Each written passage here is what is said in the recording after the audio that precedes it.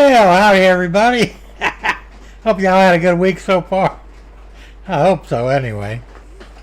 Anyway, let's start off by saying hello to everybody and find out who got the broken cookie.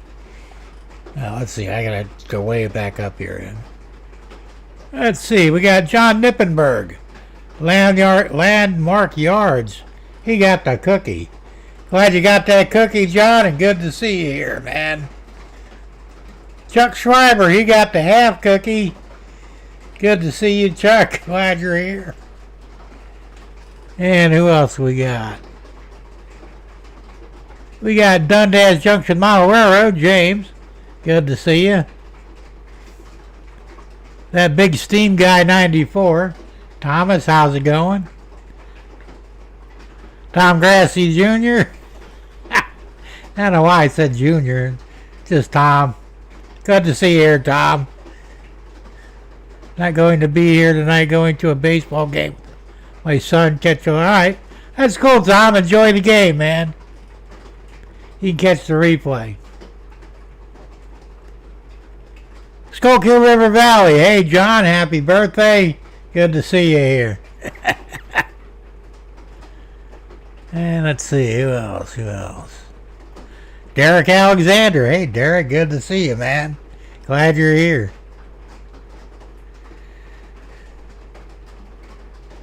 And we're still scrolling. Joe Rader, Black Rock Central. Hey, Joe, good to see you here, man. Derek said, I got the cookie last week, so I didn't come on this time. Share and share alike. There you go. Ray Central. Hey, Ray, how's it going? Good to see you here. Oh, you're quite welcome, John. All right, that's everybody. So, let me take these damn things off. I can sort of see without them. It's been a week. Of course, it seems like it's always that way. Let me swing over here and move the camera or something. There we go. That's a little better, not a little long. And a little crooked. That better? Yeah. Not quite. There we go. Okay, well, maybe down a little bit too. There we go. Now we got it. It's going good, Ray. That's good to hear, man. So I got quite a few things to talk about and show you. Well, not really too much to show, but got a lot to talk about. You know, you're probably wondering why the trains weren't running today. Well, one power supply. I think you can even see this up close. This is a Digitrack power supply. I bought this like 4 years ago.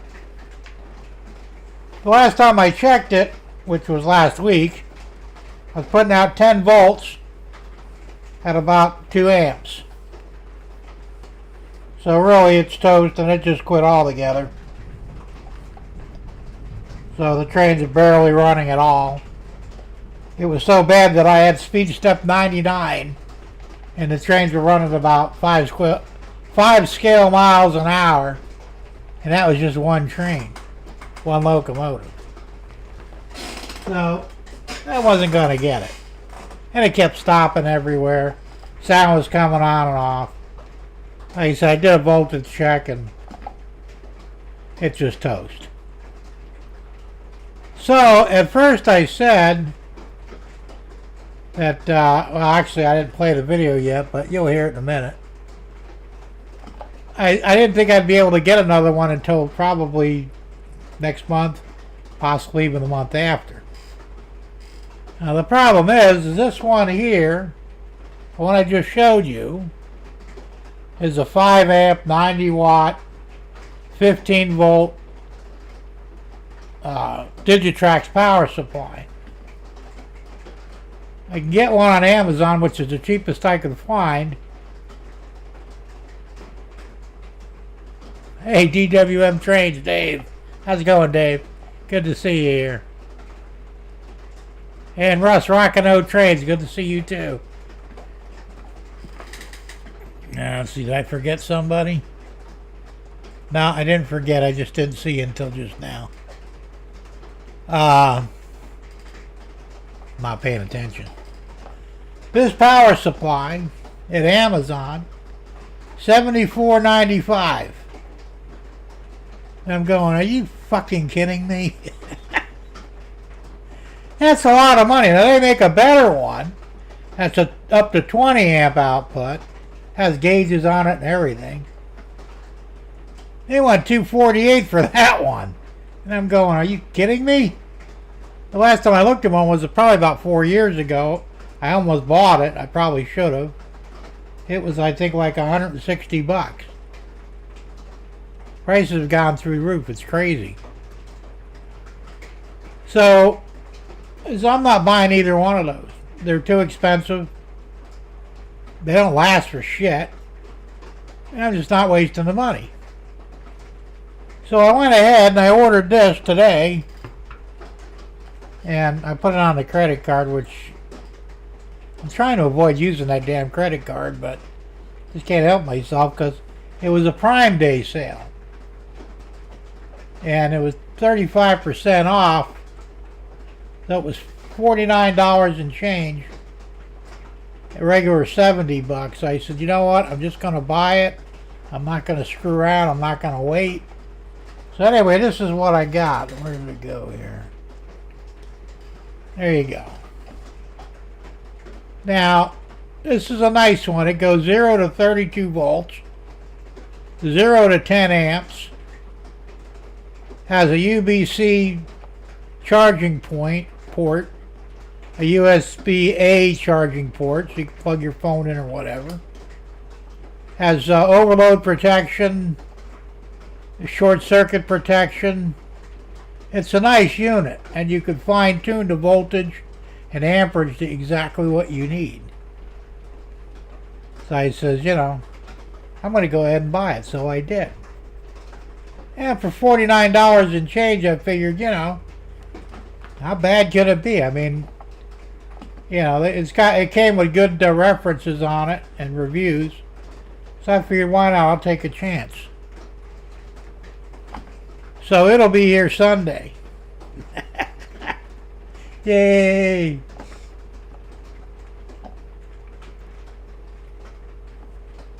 But it should solve my problem, and if it works out well, next week, next Thursday, trains will be running.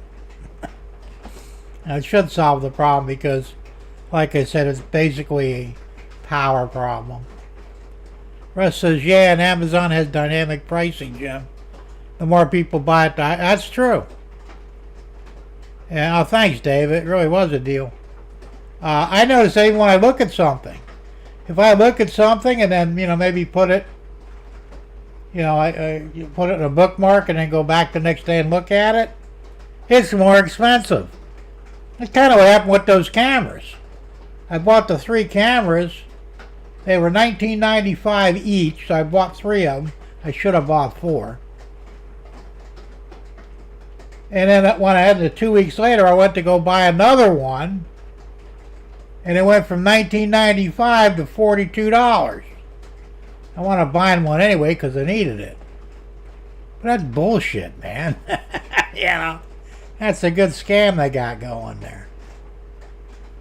So I found out early on, if you're going to buy anything from Amazon, you see something you want, don't screw around, buy it then and there with the good price.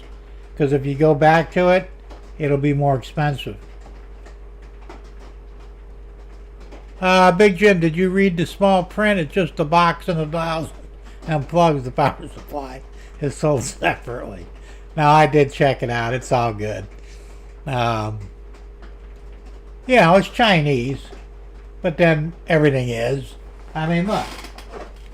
The Digitrack transformer, made in China.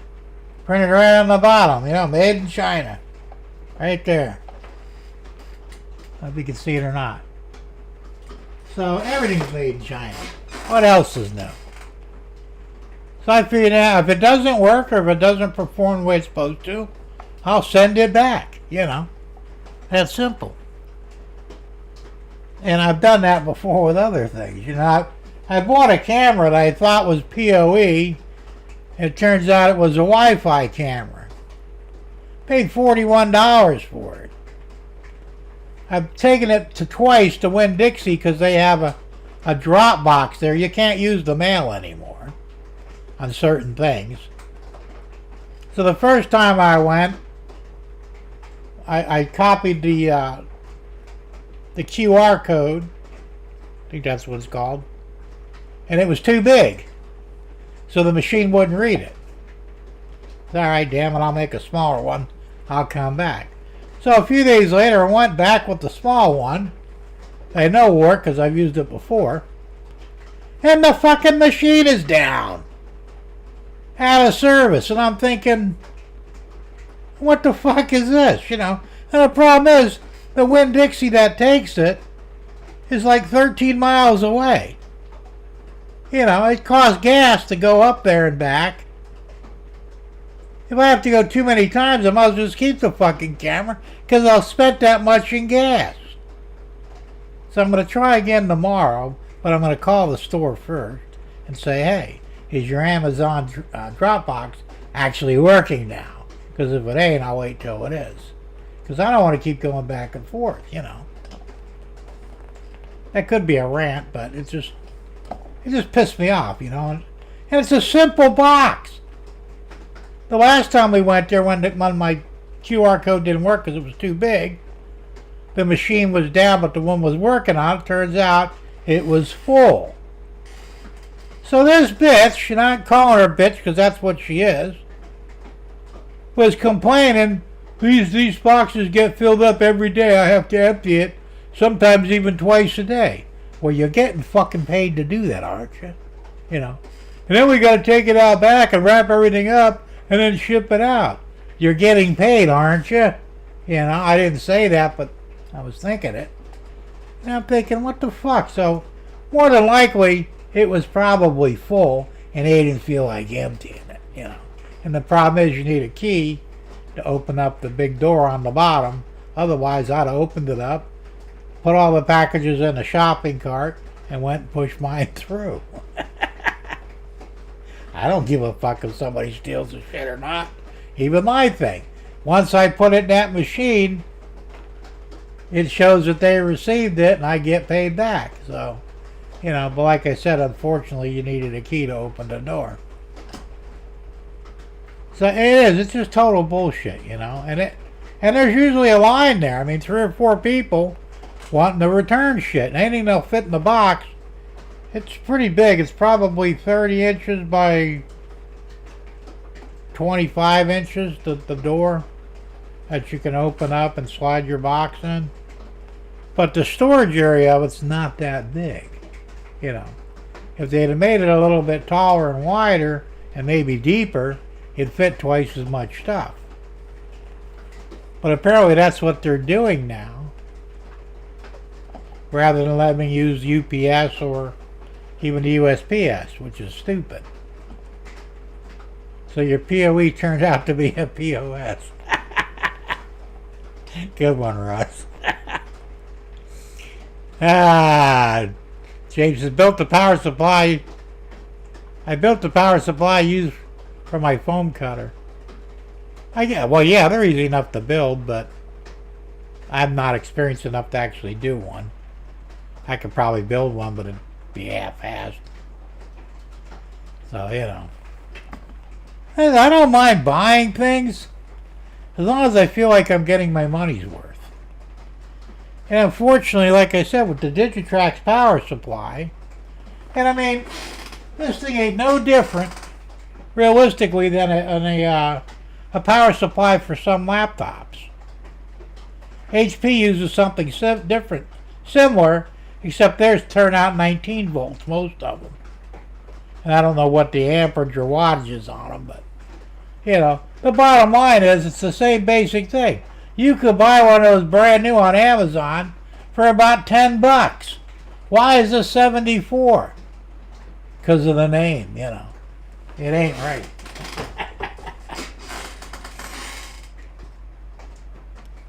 So it is what it is. Hey, John, you finally show up. Good to see you here, man. So that's what I'm saying. You know, I'm a real asshole when it comes down to this shit. You know, I don't like getting bent over, and I'm seeing too many companies out there that are always trying to bend me over. I don't like it, and I won't put up with it. And a power supply is a power supply. As long as it puts out the voltage and amperage it says, what difference does it make? So we'll see. Says if getting your money's worth is your criteria, you can't buy anything anymore. There's a certain amount of truth to that too, unfortunately. But, you know, but you can do better. I mean, like I said, some things you're just paying for the name, the brand of it, you know. I don't play that shit, you know. A quick story. When I had my shop, my auto repair shop, guy came in with a Corvette, all right? Needed a starter motor. So he says, well, do you want to save money on that, or do you just want to throw money away? He says, what do you mean? I says, well, you got a Chevy 350 engine in that, and the starter is the same starter for like a Chevelle or an Impala or anything else with a 350 in it, and I can get you a reman starter for around, I think at the time they're around 40, 45 bucks. Or I can get you a reman Corvette starter for closer to 200. It's the same part number and everything. He said, oh, no, I got to have the Corvette starter. I said, you're serious? I said, you did hear the part where I said it's the exact same starter, same part number, just you're paying more because it's for the Corvette? He said, yeah, I don't care. I got to have a Corvette starter. So I went ahead and got it for him, you know. He's an idiot. Because the other starter with the same part number, the same specs on it, they could have got for 40, 45 bucks. But, you know, you can't fix stupid. But this is the problem. A lot of people won't, you know, rather than think, oh, no, I got to have this particular part because, you know, bullshit. Let's see. Derek, back in the mid-'70s, we had lots of electronic surplus stores. Yeah, I'll bet. Those are handy for when you want to make things like power supplies and stuff. Even Radio Shack used to be good for that back in the day, but you know, Radio Shack is still out there, but it's online now. So you can't handle the stuff before you buy it, and that was part of the allure of Radio Shack. You go there, touch it, and all right, yeah, this looks like what I need, and you went ahead and buy it. Now you're looking at pictures. It's like, well, I don't know if that's actually going to work or not, you know. The specs might be right, but they don't really always give you the size. Maybe it's too big or too small for the application you want to use it for. I like handling stuff, you know. So anyway, that's the deal with that, and that's what I'm going to do. I just ordered that, like I said, it'll be here Sunday, and there should be no problem. The train should be up and running probably Sunday evening. And you'll see them on, you know, next Thursday. So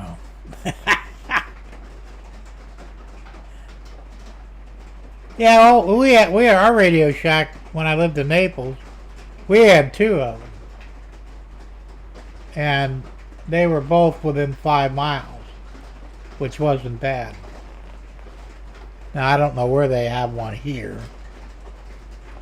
If they ever, I'm sure they did have one, but not here anymore, so I have no idea where it was. And there's really no places like Radio Shack, you know, anywhere really anymore. See, back in Naples, back in the day, they had, like I said, 2 Radio Shacks. We also had another one, what the hell was the name of that? High Fidelity electronics store or some shit like that. And they sold stuff that even Radio Shack didn't sell. But they didn't last long either.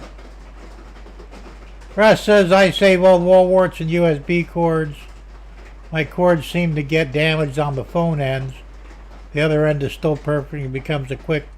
That's true. Yeah, I do the same thing. I remember Lafayette Electronics. We didn't have one, a physical location around here, but they did have one in Fort Myers back when I lived in Naples.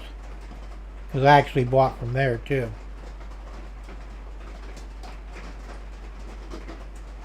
Radio Shack, Care Electronics, and Easton Ave. The only thing we had here was Radio Shack. I don't know what them other ones are. But, yeah, I do the same thing, Russ. I've got a ton of wall warts. Mostly 12 volts. I got a few 6 volters, a couple of 5 volts. I think I've got one 4.5 volt, which is good for the Menards buildings.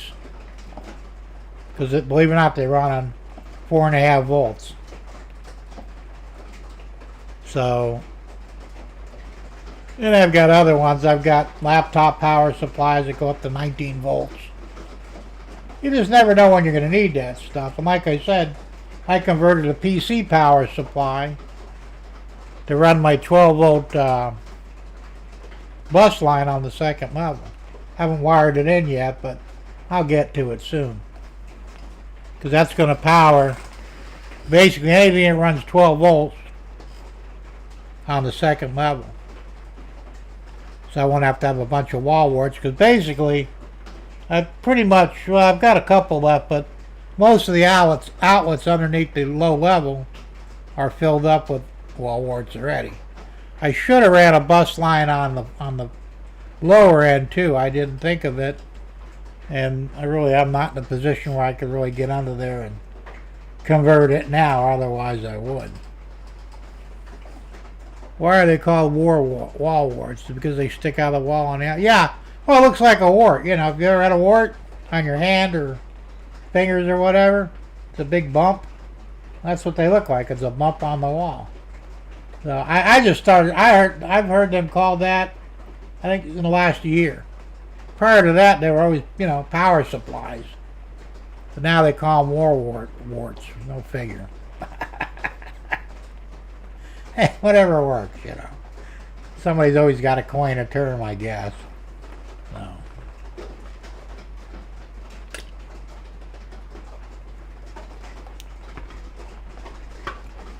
So, of course, like I said, I didn't have a lot of time over here this past week. Normal things you got to do, like shopping, trying to return merchandise when the kiosk is down and that kind of crap, The weather's been really shitty here, like in the afternoons. We're supposed to be getting a raging thunderstorm right now. Knock wood, it hasn't happened yet and probably won't. But according to the radar earlier, it was supposed to hit right around 6 o'clock. Here we are 25 after, just drizzling out there. I got my fingers crossed because it does play hell even with the Starlink satellite dish. Total incompetency of destroyed you. Yeah, well, they did, Who was it that bought? Was it Kmart that bought Sears or vice versa? I think it was Kmart that actually bought Sears. It was a bad decision, and it really fucked them over, and I think that's what buried them, to be honest with you. Just remember yeah, that's true, James, without a doubt. I heard JCPenney was already gone. Is it still operational? They've been talking about it for the last few years, that they were, going belly up and closing stores. So I don't know. Good chance to check for leaks in the extension. There you go. Well, I do have 2 leaks. They're minor. What I got to do is I got to get out. I don't know how I'm going to do it, but I got to get on a ladder and silicone between the metal shed and this shed. There's a little tiny gap there, and I thought because of the overhang it really wouldn't be effective. But if the rain comes in sideways, it actually gets down in there, and you get a minor leak inside. Not bad. You know, it's not like a flood zone or anything, but you know, it is what it is. Hey Thomas, how's it going? Good to see you here. Russ, Aerovox capacitors were made here. Possibly, I don't know. I mean, they used to make a lot of stuff here too, but we couldn't compete with Chinese prices, you know. Do you know anything about Canadian Pacific number? I don't. Apparently James doesn't either. So, you know, it is what it is. So I got to get up there and do that, but I've got to, it's got to stay dry for at least a day. And that's getting tougher and tougher because I want that silicone to really cure up, you know. Otherwise, if it's not cured, the rain may, you know, weaken it and it's still going to leak. So right now I got a little 1 gallon bucket in the middle of the floor. And it doesn't always leak. It's only when it's really a hard, almost sideways rain. And it'll just drip, drip, drip. Just about, it's not even that fast. I mean, the storm we had the other day dumped over 1.25 inches of rain. I had this much water in the bucket. You know. And then there's another one that's closer to the wall. That was dripping right on the workbench. That was an issue. So I put a bunch of towels there to soak it up, and that was about the same drip, drip, you know. So I'll get those 2 leaks cured, and that'll solve that problem. And nothing bad, but they're there. Everything else is good, you know. And of course, you know, I kind of expected there to be some issues with that. And even though, like, I sprayed a lot of foam up in there and all, I don't think it all expanded where it needed to. So, you know, what I probably should have done was silicone the shit out of it, laid the shit up against the wall, and then sprayed the foam afterward. But, you know, I didn't do that. Or I could even take a piece of rubber about maybe 6 inches deep, stretch it across where the old roof meets the shed, and that would act as a rain barrier to keep anything from getting in there. Lots of ways I could fix it. Yeah, I saw that, Thomas. Not really interested in it, so sorry. Like I said, 3D metal printing is never going to happen here. I can't afford the printer. I probably couldn't even afford the filament or whatever the hell they use. I'm not even sure how it works. And I have no necessity for that at all, so really not interested, you know. It's cool, but you know, not anything that would take my interest away from trains. So now, you know, if they do something different with conventional 3D printing, that I want to know about. But otherwise, no.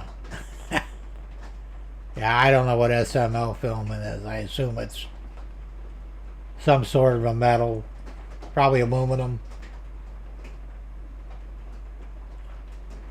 You said that dragon was stainless. That's got to be a commercial printer for that, because anything you could buy, I mean, they sell metal printers, and they're like $3,000, $4,000, $5,000. But the only thing you could run in them, as far as I know, is aluminum, because aluminum has a low flash point. So short of that,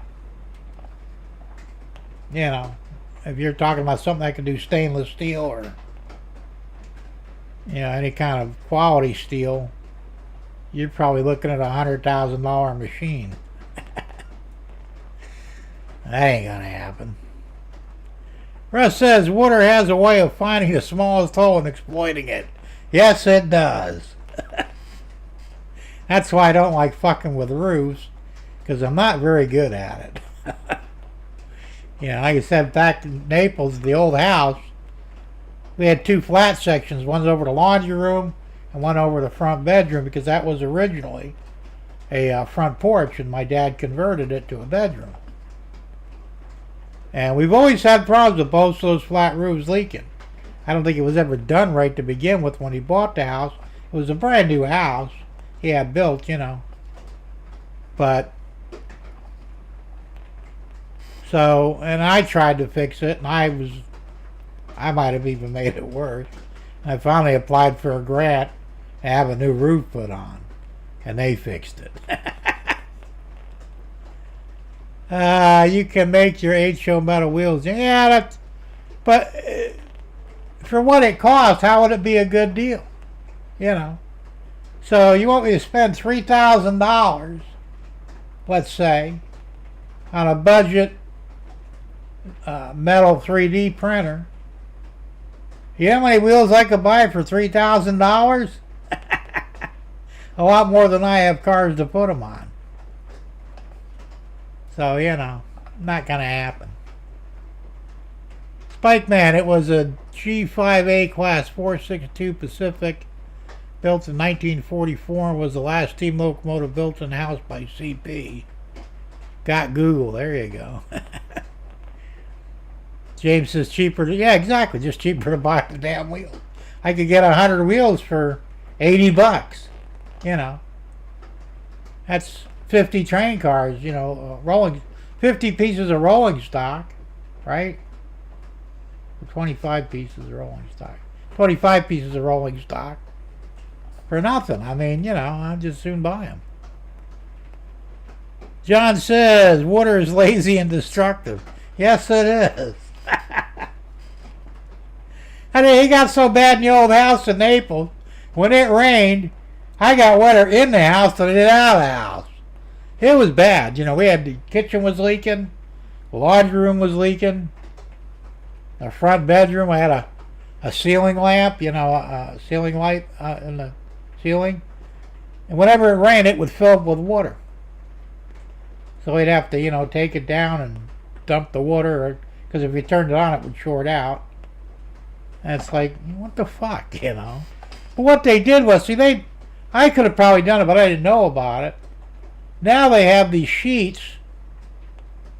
They're polystyrene or something. I'm not sure what they're made of. They're like a vinyl. They're pretty thick. And they stretch it over the flat section. And if it isn't wide enough, they put 2 layers down, and they use a hot iron to glue it together, to meld the seams together. The same thing they do with the drip rail around the edge, is they iron that all in so it can't leak unless you puncture it. Slick as shit, because that's what I needed to do, because I was trying all kinds of other crap that wasn't working. Derek says I'm water. Are you lazy and destructive? Hell, I could be water for that matter. Actually, probably most of us could be. Funny. But wrong. So yeah, it is what it is, but like I said, that's why I don't like screwing with roofs, you know. And the only reason I figured I'd be okay with this, with the shed, because there's about a 3-inch overhang on this shed here on the sugar shack, and I'm like a half a foot under it, you know, downwise, and butted up against the wall. So I figured, well, under normal circumstances, the rain would run off of it, hit the slope of the metal shed, and it wouldn't be a problem. But I didn't figure on the sideways rain. That's always an issue. Russ says even if the metal printers ever get down around $400 or $500, I might think about it. I don't think they will, Russ, to be honest with you. And like I said, what does the filament cost? You know, You're not going to get a roll of aluminum for, $13 or $11. I can almost guarantee that. You're probably looking at probably closer to $100. I just don't see where a metal printer is going to be cost effective in our hobby. If you're making gears or something for automotive use or something like that, that might work. But once again, remember, aluminum is a soft metal. So anything you make is not going to be very strong. I don't know. Last time my pawpaw's basement leaked, I slipped on my hind end, man, it hurts bad. I'm not going to comment on that, Thomas.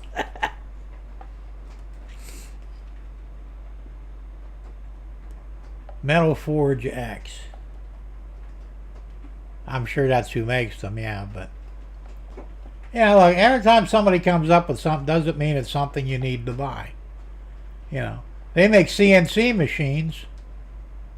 I saw one, I think it was for $900. It wasn't bad. It's small, though. But you can do CNC work with it. Matter of fact, it was actually designed to turn frames for, guns. Which is cool, but once again, unless you're going to be making a shitload of guns with it, that's $900. And you still got to buy the aluminum block, because all it can do is aluminum, mind you, or plastic. It won't do steel. An aluminum block's going to set you back probably $50. You're not really saving anything. Unless you, like I said, you're mass producing shit, but legally you can't mass produce guns and sell them. Unless you want to become a gun manufacturer with a dealer's license, which will set you back tens of thousands of dollars, and plus the insurance. I mean, it's just not worth it. And if you get sued, they could bankrupt you overnight. So it doesn't make sense, Other than that, what would you use the machine for? I don't need nothing to CNC anything. Falling on your ass hurts, especially on concrete. Yes, it does. I fell on a hard, slick concrete floor. Well, that's because they don't make soft concrete floors. So, yeah, that would hurt. Not to make fun of you or anything, but... Damn, sneeze. Cracked his ass. Well, don't they come pre-cracked?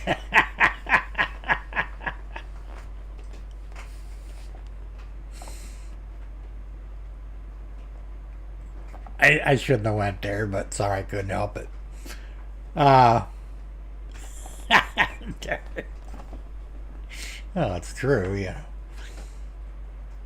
Oh, man. I lost my train of thought now. You guys got to quit doing this to me, man. Oh, thank you, man. Appreciate that. I need all the blessings I can get. On an off topic, I don't have working air conditioning in my car. The air in the truck works great, the Ranger. But I don't really like driving that around too much because the transmission's a little weak in it. And I can't afford to put a transmission in it. So, Gozunte. Yeah, there you go. Thanks, Russ. So I prefer to drive the car, but no air, and that's rough, man. I'll tell you what. We were at, where was it, yesterday? Or the day before? I don't remember which now, but we went out. And I'm sorry, that's the day that, it was 2 days ago. I went to Winn-Dixie to return the camera, and the fucking kiosk was broke. But anyway, we run, 60, 70 miles an hour down 27, because everybody does. And with the windows open, and that air outside was so hot, It was burning my ears. You would think driving that fast with the wind, it'd be cool, right? No. And I'm telling you what, it was amazing how hot it was outside. I don't know what the actual temperature was. Probably was close to 100, I imagine. It had to have been. Plus the humidity must have been up too. I can't keep doing that, you know. So I said to the wife, I says, you know, I may have to seriously think about fixing my air conditioner. I got a brand new compressor for it. I got the filter dry. I got all this shit to do it with. It's just, it's in a bad location on the cards down below. Now, I read somewhere you could pull the fender off, both the outer and the inner fender, and there it is. And I may have to do that, because I can't really get underneath the car and change it out, you know. And the thing is, there's only 3 bolts holding the damn thing in. You know, plus the 2 lines for the Freon. And there's only 1 bolt that holds that on. So, you know. Well, the problem with that, Tom, is I can't change transmissions anymore. I just can't do it, you know. I mean, there was a time when that was not a big deal, but I can't do it myself anymore. I have to pay somebody to do it. And even if I don't know anybody that can actually do it for me, you know, except the shop. If I take it to a shop, there's a good probability they'll fuck it up somehow. Or they won't even put my transmission in, they'll put somebody else's in there and keep the good one. You know, and it'll still wind up costing me $1,000 for the labor. So I can't do that. I just have to keep babying the thing, and when it dies, I'll have to sell the truck. You know, I'll get another one, hopefully. I mean, as long as you don't put your foot in it, it's fine. It hits second gear real hard, man. It's like, you know, unless you're feathering the pedal. Like, if I put my foot in it, it'll go through first gear, and the thing's pretty quick. Got a V6 in it. And then when it hits second, it's like, boom! I mean, it actually rocks the truck, you know. That can't be good for the transmission. So, I put some of that, what the hell is it called? I can't remember the name of it. Good stuff. It's an additive. It'll come to me. It's on the tip of my tongue. But I put that in there, and that helped it a lot. So, I think that's probably the only thing probably keeping it going. But, you know, like I said, I try not to. I bought the truck to haul shit with. I didn't buy it as a pleasure vehicle or as a general runaround thing. It was just to haul shit with, you know. And that's all I really want to use it for. So, you know.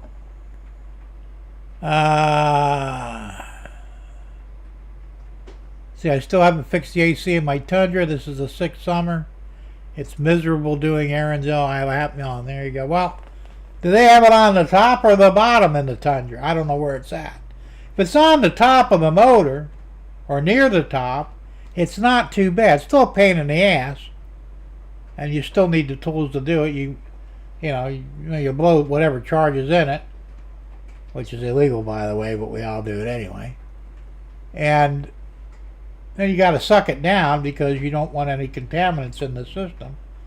And depending upon how the old one went, if it contaminated the condenser or the evaporator, those either have to be flushed or replaced. So it's something to think about. Otherwise, your new compressor won't last long if there's solid contaminants in the system somewhere.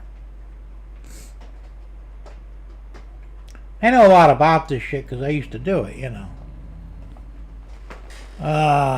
Oh, wait a minute here. Let me read this. Oh, the compressor clutch went out? That's all it went wrong with it? Well, shit, you could change the clutch. All you need is a pulley puller for that, you know. And hopefully some air tools make it easier to break the nut loose, but you can even do it without it. It's real easy to change out a clutch. See, my compressor detonated, and then it locked.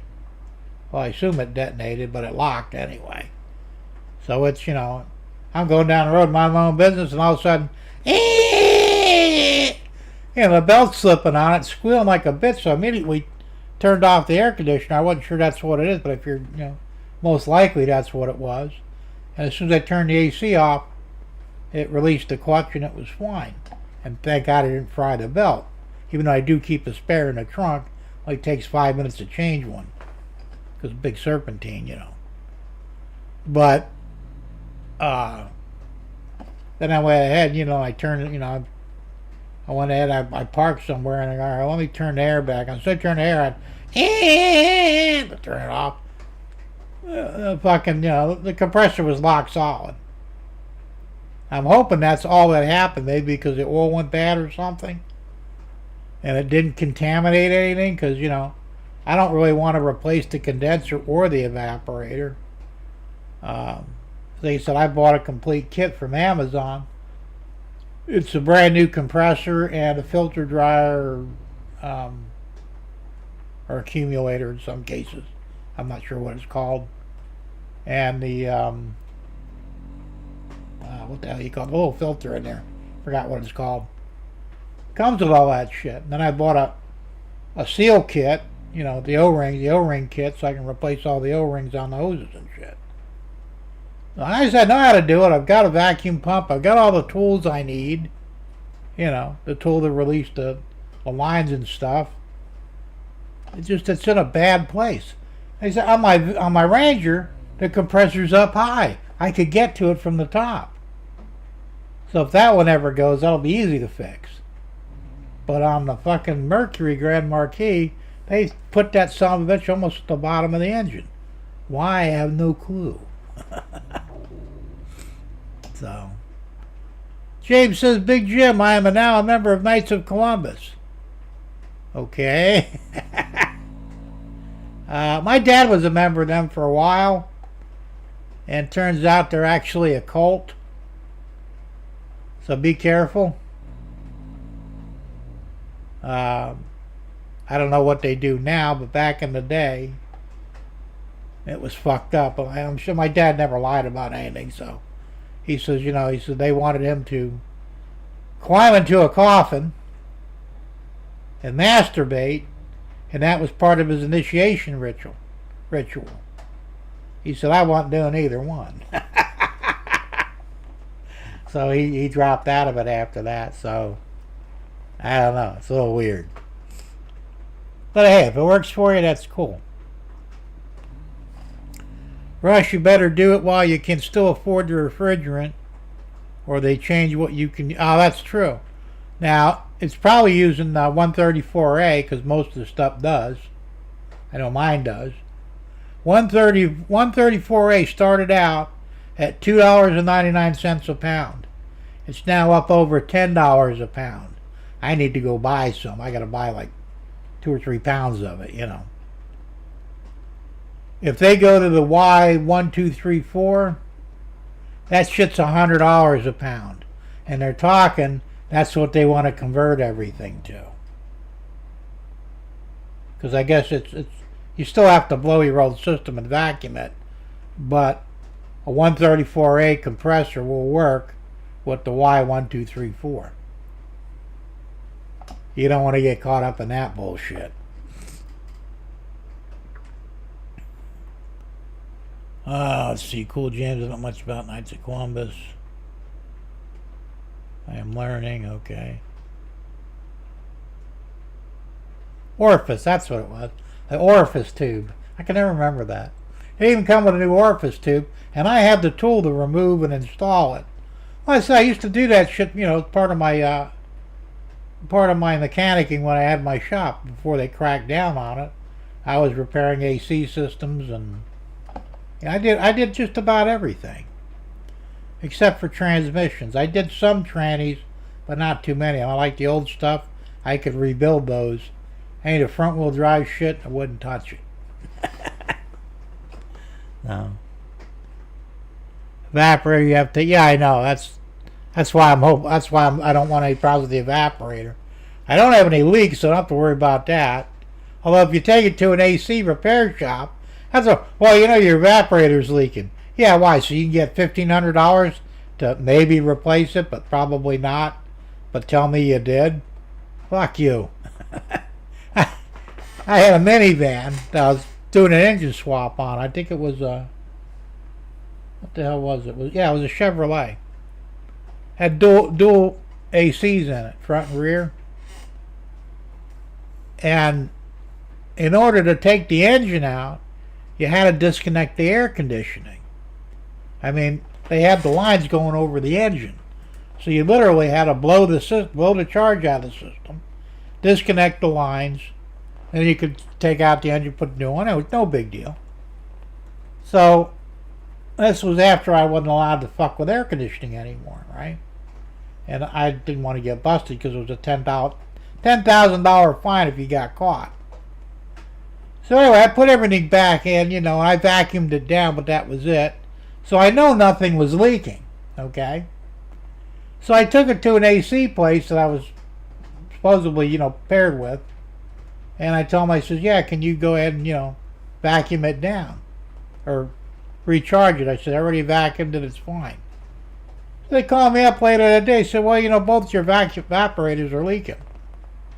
I said, all right, I'll be right down. So I go down, I said, show me. What do you mean? I said, show me the leaks. Well, you can't see the leaks. I said, I know. Show me your meter, your tester, show me the leaks.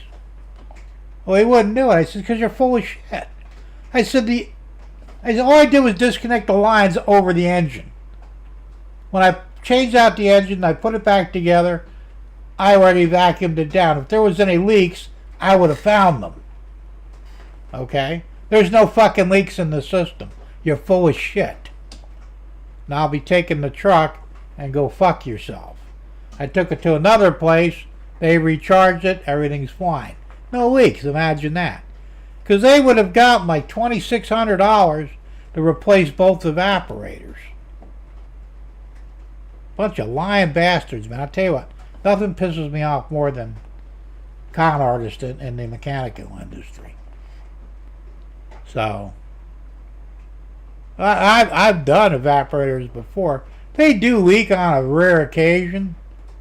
And there's certain cars where they're prone to. Mine is not one of them. So, they want to replace 130. Yeah, oh, that's right. It's R1234YF. Sorry, I got it wrong. Partially wrong. Green bullshit. Well, yeah, it's $100 a pound for that 1234YF. Where the 134A is, like I said, it's up to $10 a pound now, which is still outrageous. It's all about money, you know that. Remember when they came? I remember when they came out 134A. I was still using 12 in my Riata, R12, and it was almost impossible to get it unless you were licensed. So they says, you can convert over if you blow the system and suck it down. You could race with 134A.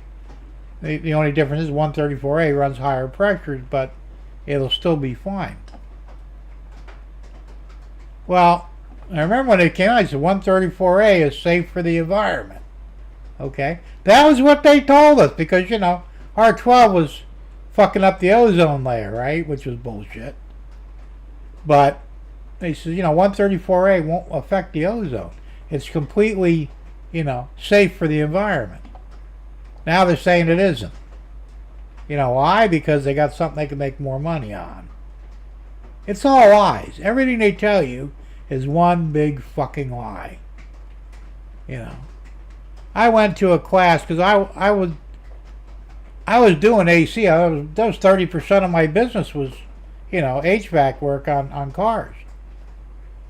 So I said, well, I'm going to go ahead and get licensed and certified for it because, I make a lot of money doing that shit. So I took the class, and it was a bullshit class anyway. They had some fucking old guy in there trying to explain to us that R12 can never be destroyed. It was indestructible. So I says, well, if that's true, then how could you light it on fire? What do you mean? I says, well, if you put a flame in R12, it ignites, and you'll get a flame out of it.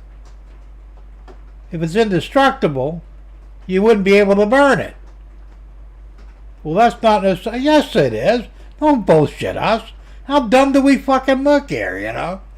So I said, you know what? I said, this is all bullshit. And at the time, I bought 30-pound jugs of R12 for about $25. For 35 pounds of it. Or 30 pounds of it, rather. You know. That shit was so cheap that you didn't care if you lost half of it in the atmosphere or whatever. But that was the thing. And, of course, we weren't really making it here. Most of it was coming out of Mexico. So the Mexicans were, you know, they were making a killing on it. And we were trying to stop them from exporting it here. It was all bullshit. So, well, and that's true, you know. One fucking volcano does more damage to the climate than everything man has done since. Yeah, I know. As I said, it's all bullshit. So, once we got past that, and I said, look, I said, this is about money and nothing else. And I said, all they're doing here is they're making us get licensed and permitted so they could get a cut of the action because, you know, especially in Florida, there's big money in automotive AC. He said 30% of my business was working on air conditioners. And I was good at it too, mind you. You know. So, anyway, I passed the course. And I took the, there was two certifications. It was ASE, and then the other one. The other one is what I took. I can't remember the name of it now. But I took the other one because it was a little cheaper. You know, and I already spent $200 to take this 5-hour course, you know, which was bullshit anyway. The ASE course was like almost $1,000. I said, well, I'll take the, you know, the cheaper course. So I went ahead and I got my certification certificate, my license. 3 months after I got it, I get a, you know, a thing in the mail saying, well, we don't recognize that certification anymore. You're going to have to go get ASE certified. Oh, fuck you. You know, do I get a refund from the other place? Oh, no, you don't get a refund. So you want me to spend an additional $1,000 to get ASE certified for HVAC because you no longer recognize the other one. So that's when I said, you know what? Fuck you. Because at that point I already had a reclaiming unit on hold for me, because those were a couple $1,000. But I figured you had to have one, so I figured I'd go ahead and buy one. So I put a down payment on one, and I was, you know, going to make time payments on it. I went ahead and shit canned that, got my money back. I said, that's it, I'm done, you know. And I stopped doing it for anybody else anyway. And then bastard tried to set me up a few times. Had somebody from the government came to my shop. He said, look, I need a shot of R12 in my car. Can you do it? No, sir, can't do it. Why not? I'll pay you extras. You ain't got enough money. Well, what do you mean? It's a $10,000 fine. And the thing is, it was an LTD. Remember those, right? A predecessor to the Grand Marquis, sort of, or Crown Vic. And there was frost on the windows. His AC was working perfectly. As soon as I looked at the fucking car, I was going, yeah, you fucking lying bastard.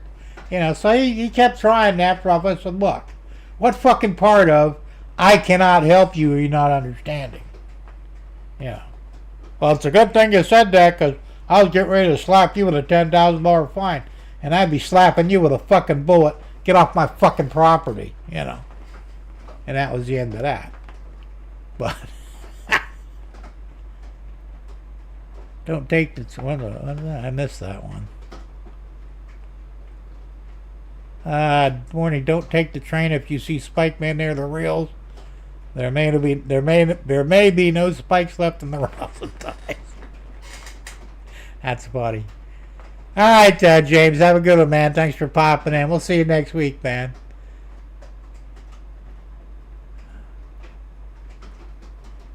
Let's see. Good night, James. Who is on the night? Oh, baseball game. Okay. So I'm saying it was all bullshit, you know. And ultimately, that's why I got out of the business. And thank God I did. I don't know if you guys have heard lately, they're trying to make it illegal to take your car to a mechanic or work on your own vehicle. The dealer wants them to be the only ones to work on your car. Oh, fuck them. Yeah. It's all bullshit. It really is. It's, you know, as much as I love America, we are slowly becoming a communist shithole. You know? And if we don't do something soon, we're going to be screwed.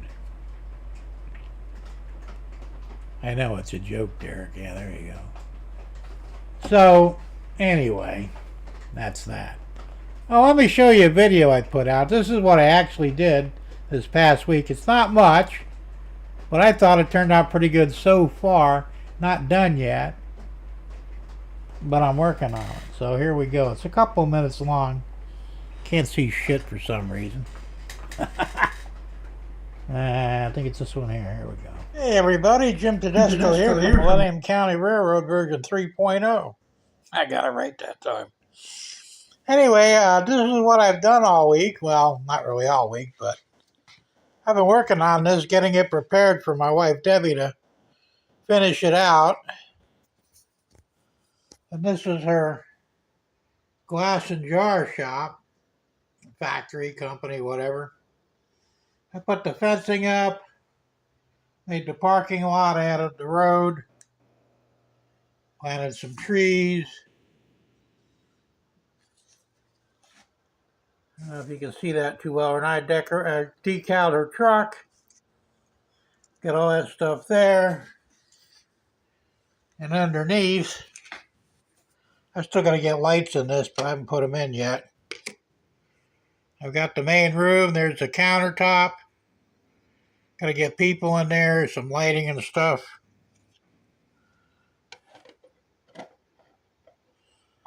But it's looking pretty good.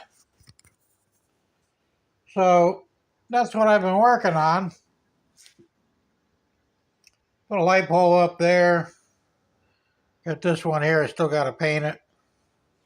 And that one up there. And I'm going to get poles in the rest of the way at some point. Of course, this is my actual, the model of my house. And you can see there's my car sitting there. And there's a figure of me and Tom Kavitchak. We're having a conversation out front. My wife's Mustang. There's my Ford Ranger. The small utility shed. And of course the sugar shack. Along with the new shed beside it. So it's coming along pretty good. Still got a lot of work to do. But most of that's going to be for my wife to handle. You know, figures, figurines, and whatever else she wants to do with that. Meanwhile, the place is it's still a little bit of a mess. Not too bad. Trains aren't running today because the power supply took a dive. I'm going to have to get a new one. I don't know when that's going to happen. Probably not till next month. I just don't have the money right now to buy one. So there won't be any trains running for the next few weeks. But that's the reason why. Got to have power to run a train. So, well, we're getting there. All right, guys. Thanks for watching. Stay tuned for further updates. We'll talk to you soon. Oh, and there's Pogo.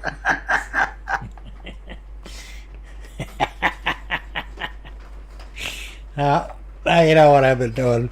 And thanks, John. I appreciate it, man. And Derek, what grass are you talking about? I don't think there was any grass on the floor of the building. There might have been. I don't know. I'll have to sweep it out. You know, like I said, I'm still working on it. I've got a hole drilled behind the wall for the wiring for the electric light.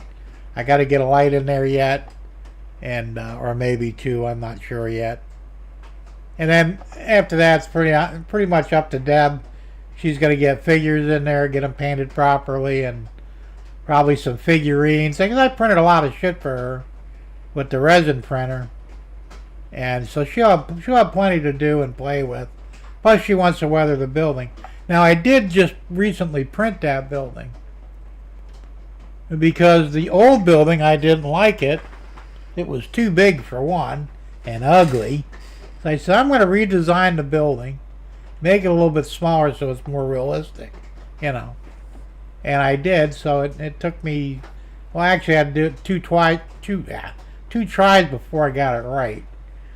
But it came out nice, and I'm happy with it. And, so, you know. Hey, Floyd, how's it going? Good to see you here, man. And you're right, Russ. You know, it does hurt seniors and people on things. Like you said, I can still fix a lot. I mean, I'll always be able to fix stuff on my car because, you know, it's an older car. If I had a brand new one, I'd probably have some issues. But, you know, right now I think the labor rates I heard somewhere is around $275 to $300 an hour at the dealerships. If they ever get it to where you have to take it to them, you could double or triple that wage. You know, what are you going to do? You're either going to pay us $600 an hour to fix your car, or you're going to fucking walk. Oh, yeah, you're right, Derek. Because that was what I scraped off the bench work. I got to vacuum it up, but I want to save it so it was easier to dump it on the ground. Then I could vacuum up later and reuse it. Good eye, though. So yeah, I mean, it's it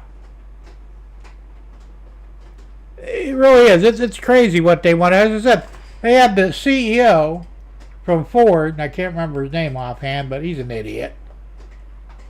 And he actually asked President Trump to make it a law that you have to take your car back to the dealer to have it repaired. And it was at a conference. It's on YouTube. You can watch it. And Trump looked at it and said, "Well, sir, you've always had the right to work on your own stuff. It's their car, you know. You can't expect me to make a law that would force them to take it to you to fix it. I'm not going to do it." Needless to say, the CEO wasn't too happy about that, but, you know. I mean, the balls, you know. What the fuck is wrong with these places? Russ says it's $195 an hour at my Toyota dealership, Jim, as of this month. Well, they're a little cheaper, because I heard everything's gone up in price. Last time I heard about dealer fees for real, I had a friend. I could have plugged his tire for him, but no, he says, I'm going to take it to the dealer and let them repair it properly. That's your money, dude, you know. Cost him $125 to patch his tire. I says, the plug would have done the same thing. I said, you know, at that point I had what they call, I think that's what they were actually called, a plug and patch. And what it was, you still had to dismount the tire, but it had a patch, and at the end of the patch was a plug and a tool to insert it into the hole of the tire, so it was not only plugged, it was also patched. And then you cut the excess off the outside, and the tire was, and you could actually use it on the sidewall, where most plugs you can't use sidewall. So, you know, but he wanted to pay $100. I said, you could have bought a new tire cheaper than that. This is many years ago. He could have got a brand new radial for right around $45-50. But he wasn't too bright, apparently. That was at the Buick dealership, by the way. Yeah, because he had a Buick. It's fucking nuts, man. Sparky has a real good video of Floyd's layout. Check it out. Oh, I'll check that out, man. That CEO needs an ass kicking, just saying. I said, he need that or a bullet, you know. That, what was it, Chuck Farley? Or I know his last name is Farley. He's supposedly related to the original Henry Ford somehow. I think he's a cousin or something like that. twice removed, some fucking thing. Well, you know what? They can't turn out a decent car. And they're so complicated that very few people can even work on them. That's his fault and his problem, you know. Let's go backwards, make cars simple again, take all the fucking electronics out of them. They don't need them. You know, all they are is spyware on wheels. And we can work on our own cars again, and it'll also bring the price down. There ain't no way in hell, and I would pay $40,000, $50,000, $60,000 on a new car that won't even last long enough to pay it off. You know? So, it's all bullshit. Thanks, Chuck. Too bad I didn't have a clean shirt on it for it, though. No biggie. We're only looking at the layout, Floyd. Ain't nobody looking at you, Floyd. Just your layout, you know. Still, hey, post a link if you want, you know, so we can go see it. You know, links are always welcome here, man. Thanks, but I still feel bad about it. Why? I don't care what the hell you look like. Hey, you see me without a shirt. You can't look any worse than that. I saw that, John. It looks kind of like a Toyota. I don't know what brand it is. But first off, I don't want an EV. They can take their EVs and shove them up their ass. And it's still too much money, $25 grand. A fucking pickup truck should never be more than $6,000 or $7,000. It's a fucking work truck, for Christ's sake. There's nothing to them. You don't need all the bells and whistles. I mean, if you want them, you can have them, but it shouldn't be required.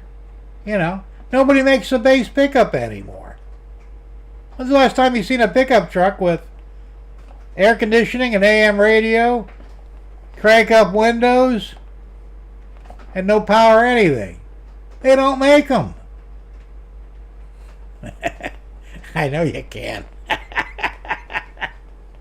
So I'm saying, Russ, if you could tolerate that and not go blind, or maybe you did, then anything Floyd's got going ain't nothing.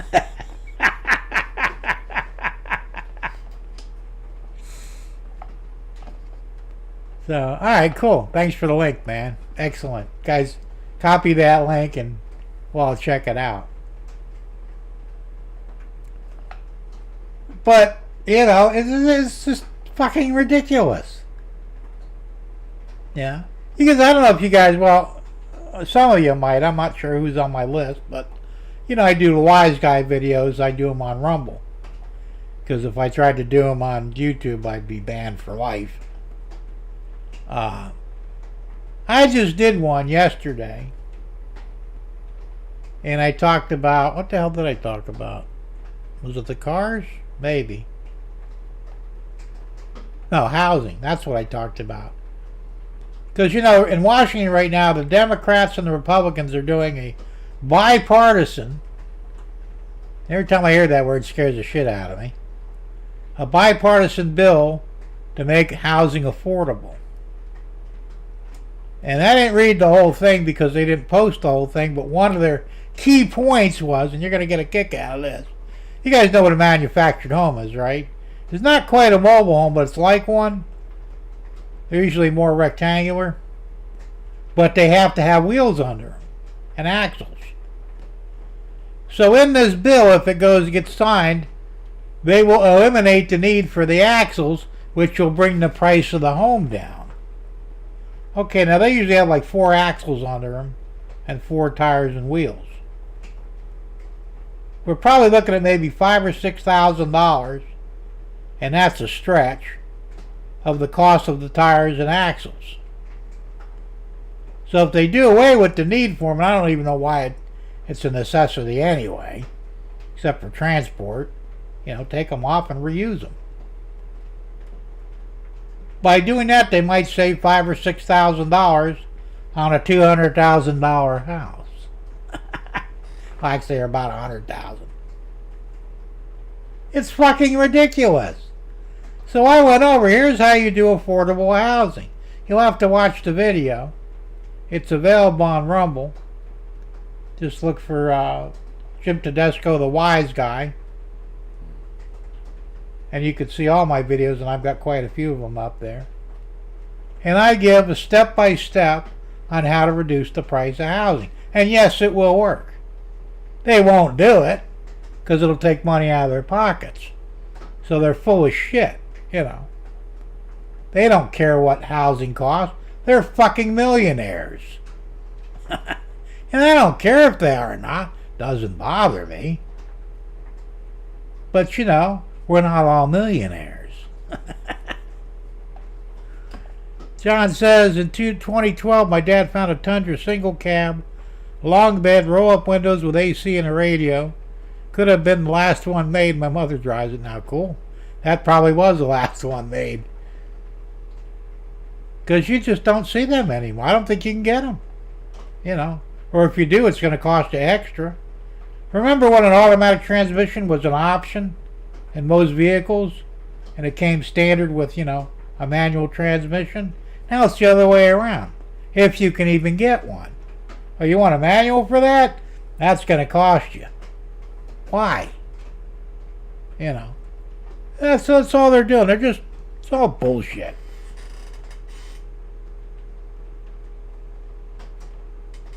The rest says your layout is gorgeous. I got to check it out now. Now you got my interest peaked up. I'll have to wait till after the show's over, though. Floyd, I liked your Gas Monkey Garage shirt. I was impressed, Russ. Sparky did a great job with video. Cool. Hey, I got to check that out now, man. I always like looking at a good layout, you know. You're welcome, Floyd. Well-deserved praise. There you go. Yeah, I got to check it out now. And I will. And I don't know if I'm subbed to you or not, Floyd. I don't think I am. I'll make sure I do, though. I'll sub to you. Like I said, everybody loves a nice layout. So, anyway, that's all I got to say about that horse shit. But other than that, what the hell am I doing here? There's so much I need to do. Not really a lot of money, but there's a few things that I've got to spend a few bucks on. I want more cameras. And apparently now they're $41 each, so I was going to get a couple next month, but I think I'm going to hold off. I still need to get a workbench for behind me here. And I thought you were, Jim. All right, Floyd. I might be. I don't know. I'll have to double check. It took me a minute to sub. Okay. Because usually I'm subbed to everybody that I know. Or anybody in my chat. But I'll double check and I'll check it out either way. So I want to get the workbench. Now, Harbor Freight has the one I want, just like the one in the back room that you can see back there.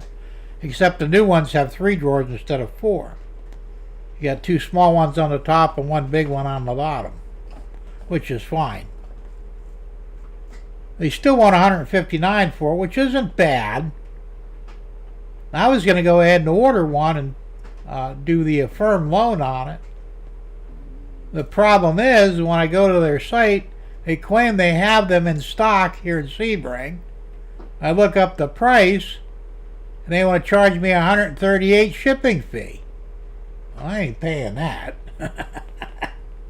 So I'm going to have to go in the store and see if, just because I'm just going to pick it up anyway. I'll bring the pickup truck and throw it in the back of the truck, Because it is heavy. It weighs about 200 pounds. And you have to assemble it. So I'm going to pick one up if they still have them in stock as soon as I get my, Social Security check. I can't really afford it, but I can. So I'll have to skimp on a few other things, but that's fine. So that means like no cameras,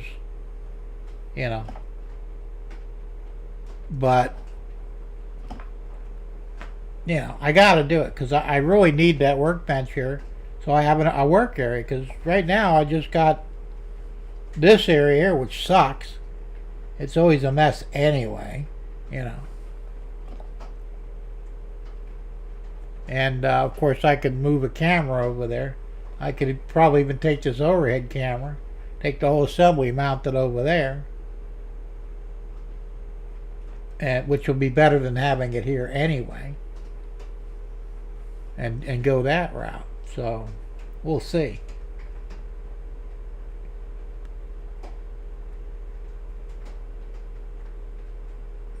Now I might even go with a PoE on that too, because I still have that security setup that comes with 4 cameras, and if I can isolate it on my PO suite, I should be able to isolate it and just use that camera for working. It'll be fine for that reason. It just doesn't work well with constant motion. Floyd says, I'm amazed that I have over 100 subs, 123 to be exact. Cool. You should have more than that though, man. If anybody hasn't subbed in, please do. And if anybody you know that isn't subbed, let them know to sub to Floyd. Russ says, I am subbed, Floyd. I have not gained any subs for a month. Sad face, LOL. Last I looked, I think I was at 514. I think. I don't know, maybe more. I don't remember. I got to a point where I don't even really pay attention.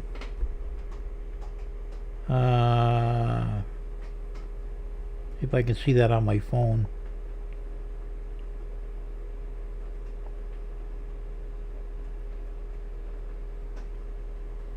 No, it doesn't show me on the phone. But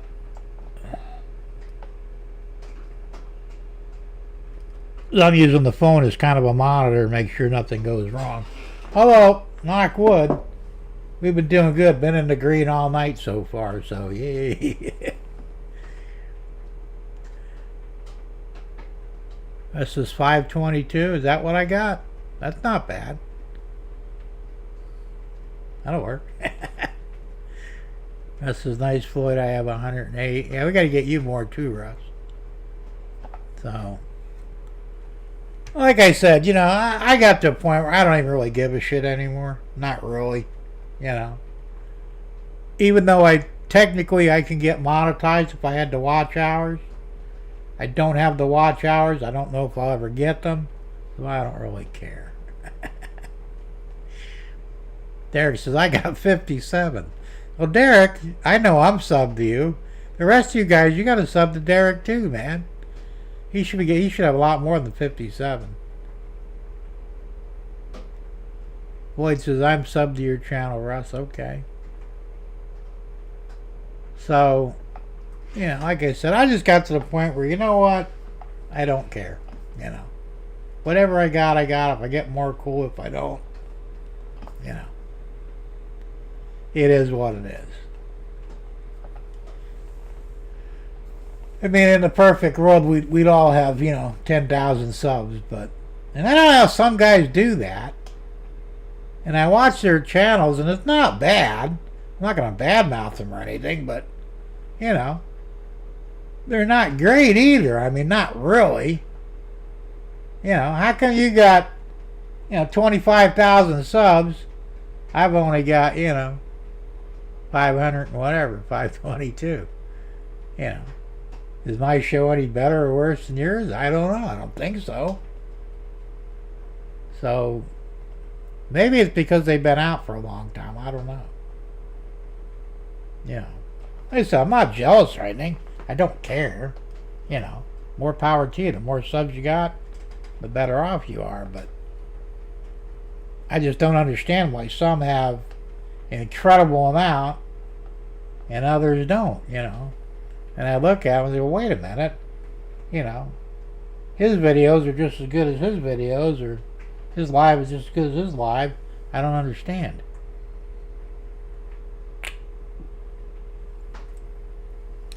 And it could be YouTube as well, We know YouTube alters the numbers. Now, according to Tom Kvichak, apparently Rummel's doing the same thing. He just basically had to give up his preferred creator, or however they put it, because they switched it from, he has to have 20 chatters a month on average.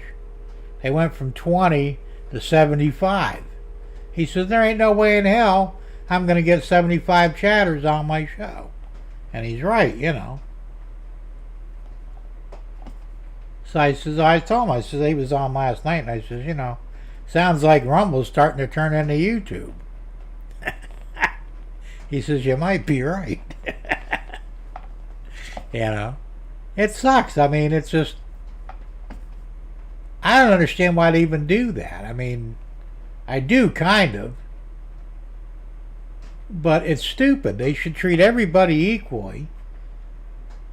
And, you know, if they're paying you, you know, then you're obviously doing something worthy of getting paid. So what difference does it make whether you have 500 subs or 5,000? You know. So talking politics may hurt you, Jim. I don't care. Yeah, I realize that too. But I don't give a shit. You know. It's just me. It's the way I talk. And a lot of you guys want to hear it. There's a few that don't. And it's always not, you know, it's not too hard to figure out who it is, you know. Because they'll say something, well, I came here to listen about trains, you know. That's fine. But, you know, there's other things other than trains, too. I love trains as much as the next guy does. But there's also other things that, you know, are just as important to me. I don't care how much you love your trains. If your country or your region or state, whatever, decides to go full communist, you won't be having your trains for very long. So it is important, you know. You got to be aware of what the hell's going on around you. Like I said, I realize that there's some people that, you know, mostly Democrats, just can't handle the truth. Well, that's not my problem, you know. Canada's going to buy some new subs, but those are a different kind. Oh, well, there you go. And that's another thing, too. I didn't know you could do this, but I bumped into the site some time back, and they sell you new subs. So for a fee, you can get anywhere from 250 subs to 500 subs to 1,000 subs, and I think there was even one category we get 10,000 subs. I'm thinking, but why would you pay for that? Yeah, and that may be the case with these guys that have a ton of subs. Who knows, you know? And is that even legal? I mean, not from a real legal point, but is that legal for YouTube? You know, their perspective. And will they pay you more because you bought 5,000 subs? You know, I don't think they will. Somehow I think they'd get out of it somehow. So you'd have bragging rights, but that's about it. Big deal. You know. I don't know. I mean, look, I talk about a lot of things that would piss some people off. I can't help but people's feelings are, you know, if you're a pussy, you're a pussy, and that's just all there is to it, you know. I can't help you.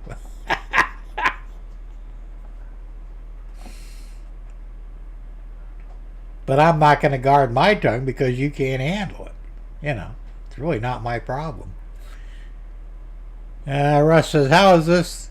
This guy's, I got a really hurtful comment on my very first video.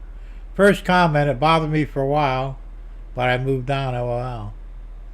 That's true too. You know, don't worry about what people say or do.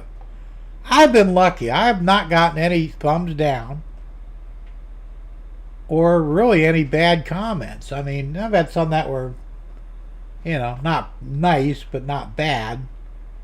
I don't really give a shit, you know. If you don't like my fucking, you know, my material, don't look at it, you know.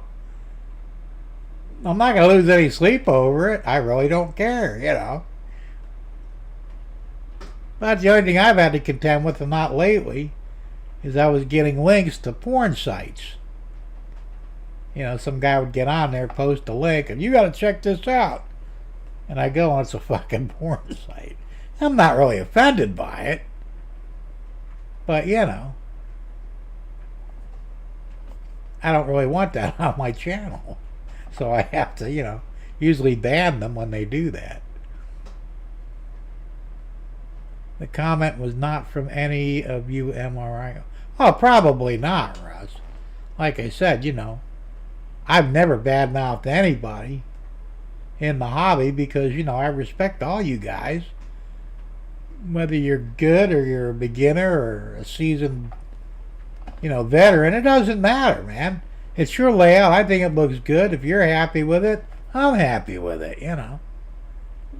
So, and like I said, I've watched other videos where somebody will come in, well, you know, you could have done this instead. Yeah, they could have, but they didn't. So fucking mind your own business, you know. Did you see me on there? Now, Derek, we know better. I mean, look, we're all decent guys here, you know. And I think we all have a level of respect for each other that maybe a lot of people don't have, but we do, you know. And I mean, I've seen things that, you know, not exactly on the talented side, but I'd still, you know, look, dude, if you're happy with it, so am I. And I appreciate your effort, you know. And even if it's not the best work you've ever done, it's a start, you know. You can say that about my shit, man. There's a lot of stuff on here that ain't up to par. You know, like I said, I'm surprised nobody has badmouthed it yet, but, you know, I'll get to it at some point, and, you know, because I look at it and it's like, well, you know, I could do better. Video was called Deadwood. There you go. So, you know, it's not a big deal, you know. Don't ever let somebody get to you like that, because that's probably what they want to do anyway. And some people are just plain envious or jealous. You know, you did something that they can't do, so to make themselves feel better, they'll rag on you, you know. The fuck down. I mean, I've seen a lot of you guys' layout, and I think you all do pretty good work, you know. Sometimes a lot better than I do. So, you know, that's fine, man. And I learned some stuff from you, and maybe you'll learn some stuff from me. No idea. But that's what this is all about anyway, is teaching each other, picking up ideas and hints and better practices to do better. You know. It's all part of the hobby, man. That's what makes us kind of a family in a way. All right? So, you know, it is what it is.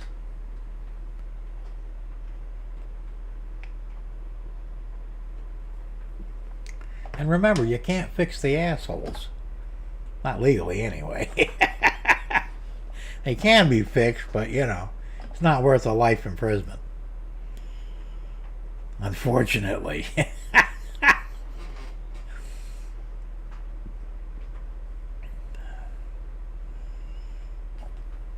Other than that, I don't know. So have I done anything? I haven't really done anything else in here. I said I was kind of working on that, you know, my wife's glass and jar company. And I was trying to make that as nice as possible. You know, considering that I came up with the idea for the building. It's not a file that, you know, I found someplace. I actually sat down and designed it. And printed it. The first one I didn't make it tall enough, so I had to redo it. And you know, that's like I said, that's the kind of grade work that I want to do. Something that really stands out a little bit. You know, there's probably still room for improvement, but I'm getting better. John says I had some foam or leave a comment on a Christmas video that my old tin plate trains are running too fast. I said, thank you, and when was the last time you saw a 500-foot tree in a train yard? Good one. Good comeback, man. Good damn comeback. Derek says, Russ, there is something weird about human psychology. 100 people could say something nice and one idiot could say something negative, and that's the one we dwell on. Yeah, that's unfortunately true, but because everybody wants to be liked and accepted. So when somebody goes against that idea, they stand out. But they shouldn't. We should literally just ignore them and, move on. There's always some asshole that's going to say something stupid. They're everywhere, unfortunately. But it doesn't matter. Because if you turn around, if you were to look into them, you'd probably find out they don't even have a layout. Probably don't know the first fucking thing about model trains or model railroading. So they're just jealous or envious, Who cares? We might come back with saying, what have you done lately? What do you got to show that's so great? Let me see it. I really never hear from them again, right? Chuck says, I follow about 10 model railroad live streams and I'm always learning something new. And I have been into trains almost 60 years. Well, and that's true, Chuck. I mean, I haven't been quite in it quite that long, but I've learned so much over the years from watching you guys and how you do things, and sometimes I don't always follow step by step how you do it, but it gives me a jump point, maybe an idea that I can refine or do it my own way, and that's fine too. But I have learned a lot from you guys because listen, when I started doing this shit, I mean, honestly, and I'm probably exaggerating a little bit, but I didn't know my ass from a hole in the ground, Yeah, I had to jump into DCC real quick because I was running DC before that. And DCC, like everything else, is like, well, shit, how the hell does this work? Can I do it? Am I smart enough to figure it out, Unfortunately, I was, and there's still some things that I don't know about it, I mean, you looked at Tom Grassi, for example, now, he's the genius when it comes to DCC, but once again, he's an IT tech or a computer guy by definition, and so he knows a lot more than probably all of us do. The only good thing is I understand most of what he talks about. Doesn't mean I can implement it, but I do understand it, I mean, I could probably figure out how to do JRMI and automate everything, but I don't want to. Because I'm old school and I like to do things the old-fashioned way. But he can tell you what CV you need to set. The speed match 2 engines. I can't do that. I could figure it out eventually. But off the top of my head, there ain't no fucking way. So,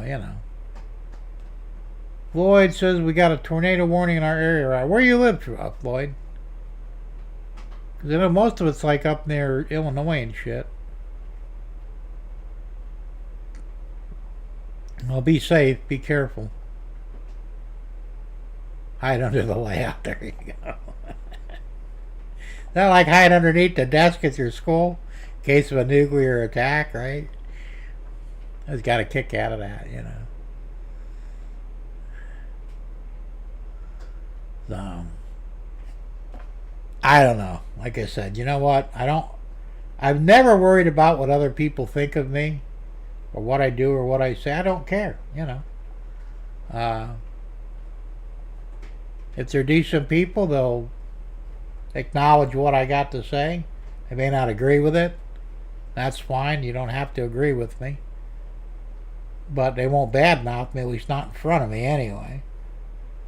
And that's fine, I'm not going to lose any sleep over it. I mean, Southern Ontario across from... Oh, okay. That's way the hell up there, man. Well, be safe, Floyd. And if you have a basement, get down in that motherfucker. So, but I mean, all my life I've been told I couldn't do things. So I made it a point to do them just to piss people off. And because I don't believe there's anything you actually can't do.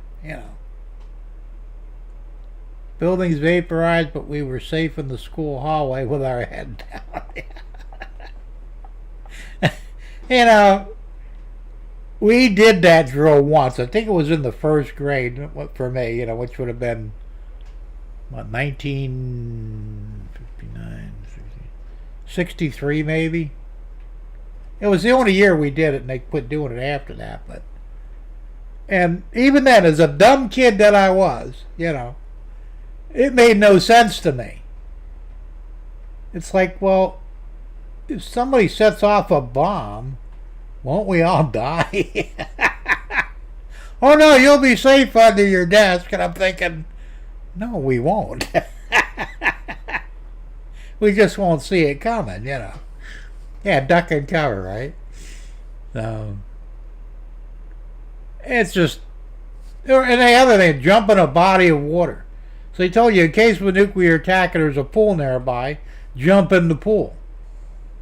And what, get boiled alive? Because that's what would happen. I mean, it'd probably be quick and you probably wouldn't feel too much, but, it's crazy. John says, I had fallout shelter drills in elementary. Well, I say, yeah, well, you're probably a little older than me. Like I said, I was kindergarten. It was either kindergarten or first grade. It was first grade. It's the first and last time we did it. So I remember praying in school, too. We used to say the Lord's Prayer, the Pledge of Allegiance, in the beginning of the school morning. And I think they quit doing that in the second grade, because it was ruled unconstitutional. And that's about the time that the whole country started going to shit, right? Sure does seem like it. We really ought to go back to all that stuff. Not the duck and cover, But prayer in school, the Pledge of Allegiance, I think those are good things, And the thing is, even then, if you didn't want to participate, at least in the prayer, you didn't have to. You could sit at your desk and just, tune everybody out. Nobody did it. I don't know if we had any Jews in the class or not, but even if we did, they still said the Lord's Prayer. It wasn't a problem, Because the Lord's Prayer is kind of a generic prayer for all religions except for, Islam. We don't care about them fucks anyway. But, I think we should go back to that, man. And the Pledge of Allegiance, what's wrong with that? It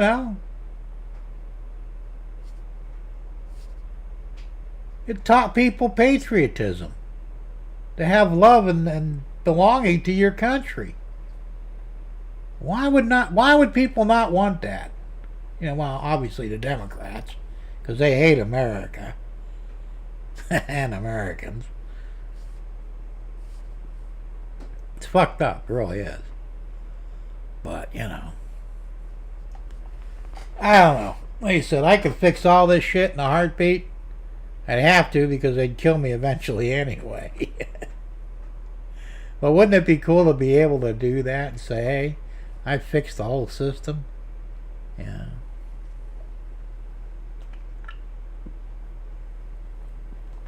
That's true, Derek. They don't.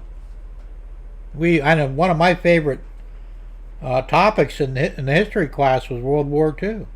And they talked a lot about communism there, And these idiots, oh man, socialism works. Yeah, it never has before. Why would it now? Dumbasses. Because everybody wants shit for free, The thing is, it's not free. Somebody has to pay for it. And eventually, you run out of other people's money. It's not hard to figure this out. Chicken Ruth's in Annapolis does the Pledge of Allegiance every morning. Really? That's cool. And they should, I think even some businesses probably should. It wouldn't kill them, I think it ties together the people as a coherent unit, when everybody kind of agrees on something. So there are people now that are offended by the Pledge of Allegiance. If you're offended by the Pledge of Allegiance or the national anthem, why in the fuck are you in my country? Get the fuck out. Then you won't be, annoyed by it anymore or offended by it. But they won't leave. How's there? All these people that hate America, why are you here? Go someplace else. Think you'll do better in Russia or China or North Korea? Fucking have at it, man. I was watching a video the other day.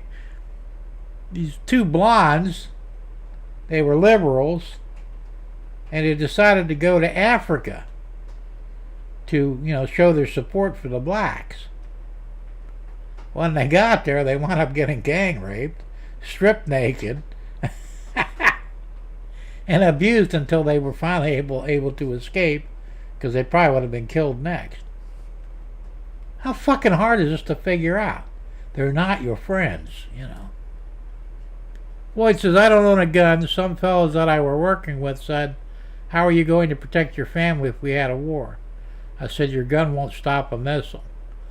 That's true, but the thing is that there are going to be areas that might be regular combat, armed combat with guns.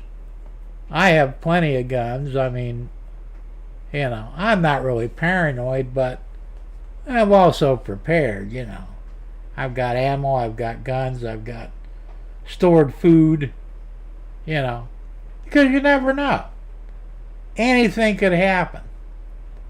I don't think anybody will ever attack America, not as long as we're armed.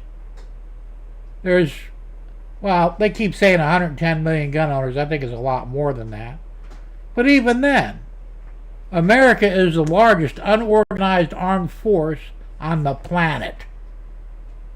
Nobody could come close to the amount of guns and people we have. The Red Army, they boast, I think, is 1.5 million soldiers.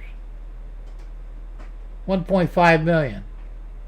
Okay, pretty short as far as compared to 110 million. They step foot on our shores, we will decimate them literally overnight. And they know it. And that's why they haven't attacked America. If we didn't have a gun society here, we'd have been taken over a long time ago. So, I mean, look, if you don't want to own a gun, that's fine. I'm not going to put you down for it. I think you should probably own a gun and learn how to use it. But, because, it's a lot easier to carry a .45 than it is a cop. But, but that's your choice, and that's fine. I respect that. Russ says you may have to fight off your neighbor for food or water. That's another possibility. We only have 3 days worth of food in this country at any given point in time. 3 days. If there's a run on food, well, we've seen it before during COVID. Shelves were emptied overnight. The people panicked and they started hoarding. I wasn't worried because, like I said, I got plenty of food. And like I said, I also have guns in case anybody gets stupid. You walk in my house, you won't walk out. Pretty damn sure. Floyd says, I live near an oil refinery and a steel manufacturer, which would be targeted. That's probably true. So, once again. But, and don't believe, too, that, that, there's a lot of rumors going on that if we ever started a civil war, that the armed forces would slaughter us. Well, that might be true, but that's assuming the armed forces don't side with us. And everybody but the Air Force already said they would back the people up. The only ones that said that they would kill Americans was the Air Force. Let that sink in. And even then, there's only so many missiles, And It's not impossible to shoot down an aircraft. Not easy, but not impossible. So, you know.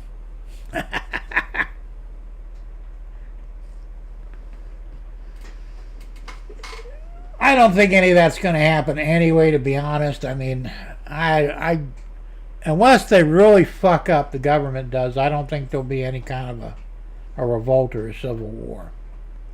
I see a race war coming because the blacks have gotten stupid, you know, the bad ones. And they want civil war. They're coming out on TV and shit. We're going to kill all the white men. You think you are? 13% of the populace, and you're going to do what? You know, if they actually go through, and I think the race war has already started, but it hasn't been acknowledged yet. But if it ever becomes, you know, out in the open and acknowledged, I give them about a week. You know, because the white man is gonna wipe them out. You know, we've got better firepower. We know how to use our weapons. We don't hold the gun sideways. You know, one shot, one kill in most cases. And, you know, you piss us off, and that's exactly what will happen. Well, I agree with that, Derek, but, you know, but it's unfortunate there is some animosity between some of the blacks and a lot of the whites. You know, this whole shit with that kid that just, you know, got convicted 35 years, Carmelo Anthony. You know, they're mad because he's going to prison. Well, he was in self-defense. It wasn't self-defense. If the other kid gave him a beat down, then it would have been self-defense. But that didn't happen. He shoved them. You can't use deadly force after you get shoved. You can use deadly force if your opponent's going to beat you down. If he starts wailing on you, then you could use deadly force. You know. He killed a man in cold blood. He only got 35 years. He could be out in 17. I hope somebody kills a little bastard in prison, like real soon, because he deserves the death penalty. I'm a firm believer, you take a life, you lose your own, except in self-defense.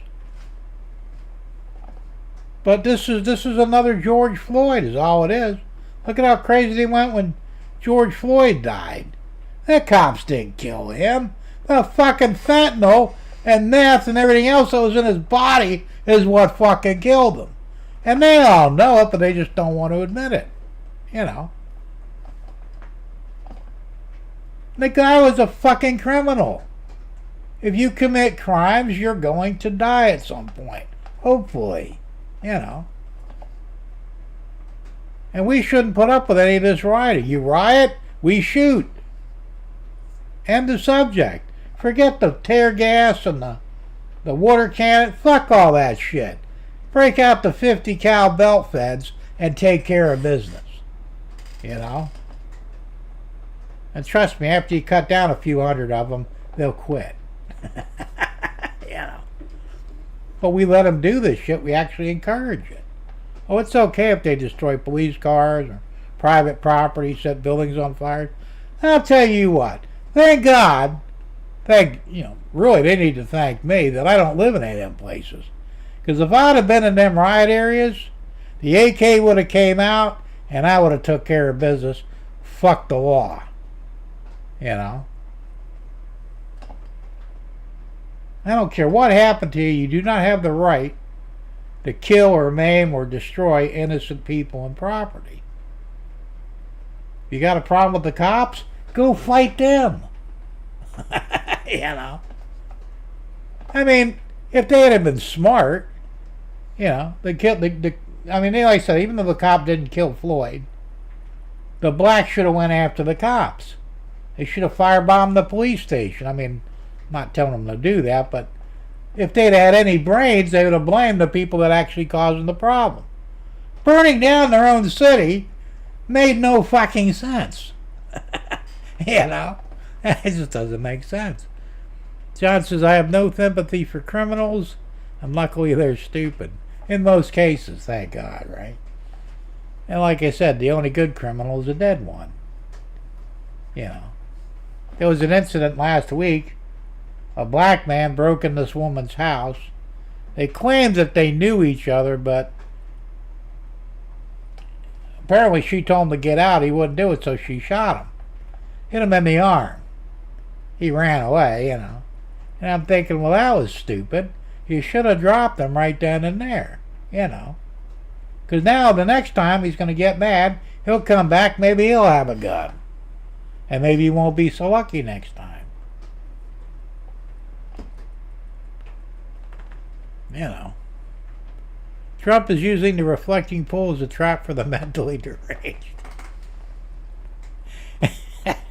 That whole reflecting pool thing. That's not, well, I guess he did. Did he just arrest a few of them, or have some of them arrested? And one guy got 60 years for defacing the monument. And that, to me, that's fitting. I would have given him the death penalty myself. You know. How fucking stupid are you to go in there and cause destruction to an inanimate object just because you hate the president? You know.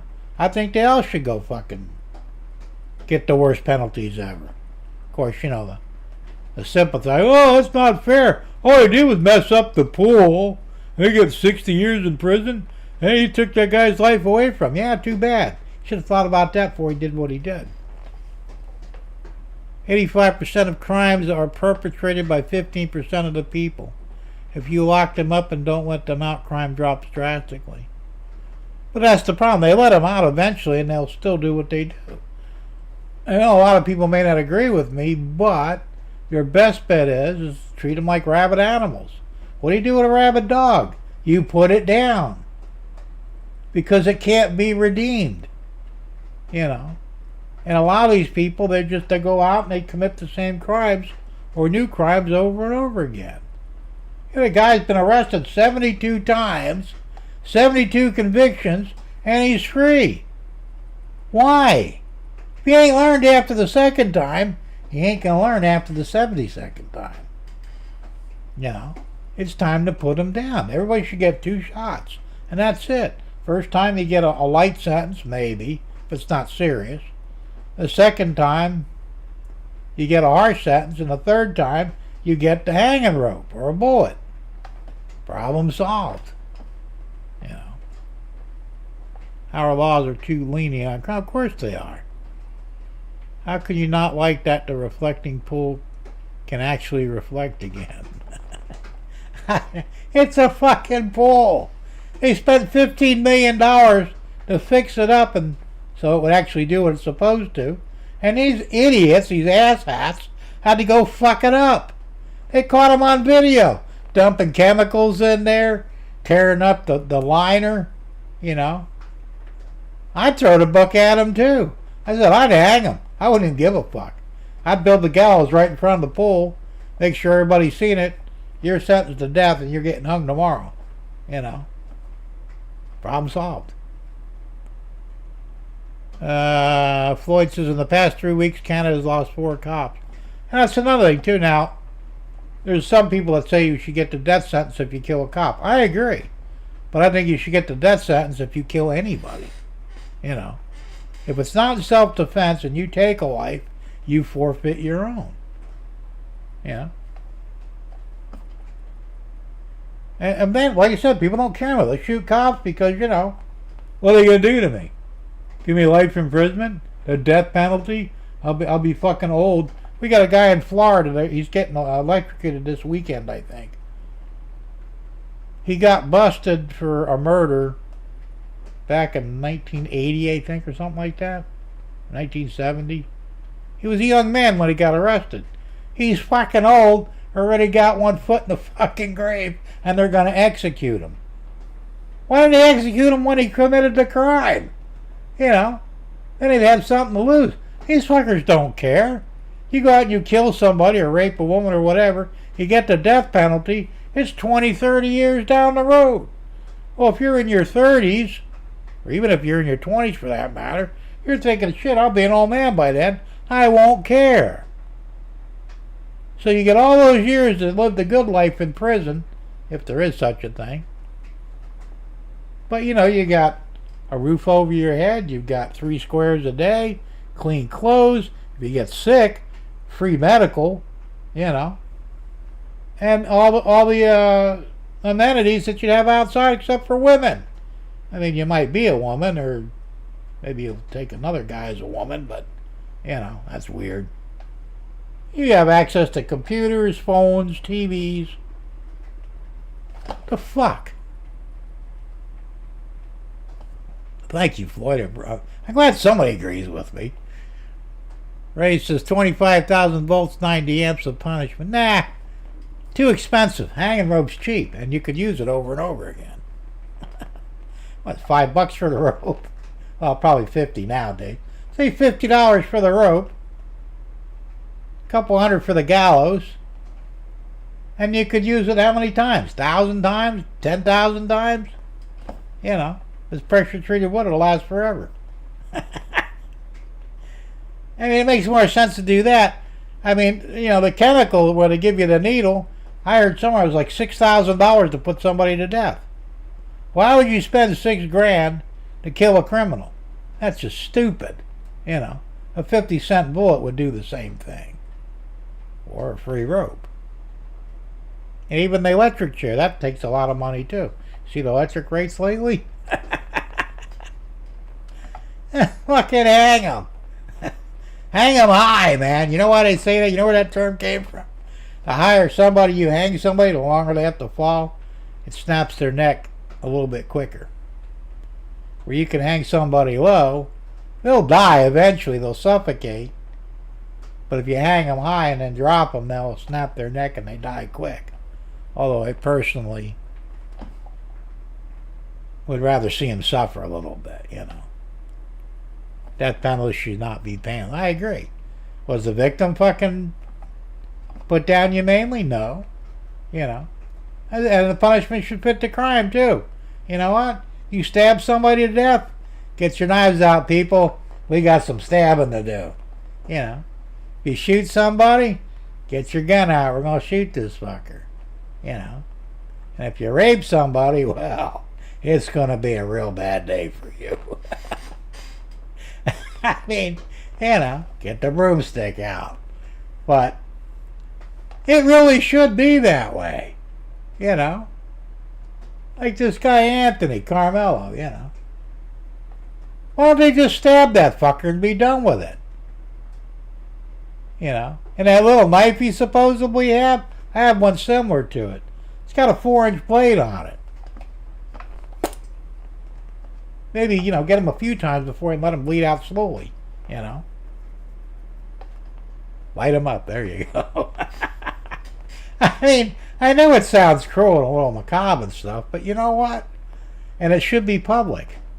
If everybody sees this shit, they'll be thinking, well, I don't want to be that guy, and they won't do it. It won't work for everybody, but it'll work for probably 99% of them. Because there's always some asshole that doesn't care, you know. And that's what that penalty is for those that don't care. Derek says the death penalty should be done the same way as they killed someone, and it should be done by the, well, I agree, by the victim's family. You wouldn't have to ask me twice. You killed a family member of mine, I'd probably kill you anyway, one way or the other. I would commit a crime just to get in prison so I could kill you, you know. Seriously. You know. I wanted to kill my son's wife because, you know, he killed her, or she killed him, or her boyfriend did, one or the other. He did not commit suicide. But I gave her a chance. If you ever come to Florida, I will kill you. And she's never been back. As a matter of fact, last I heard, she left the country. I think other people went after her too, because she was up in Ohio. But, you know, it really needs to be that way. And they should be terrified of us. You know.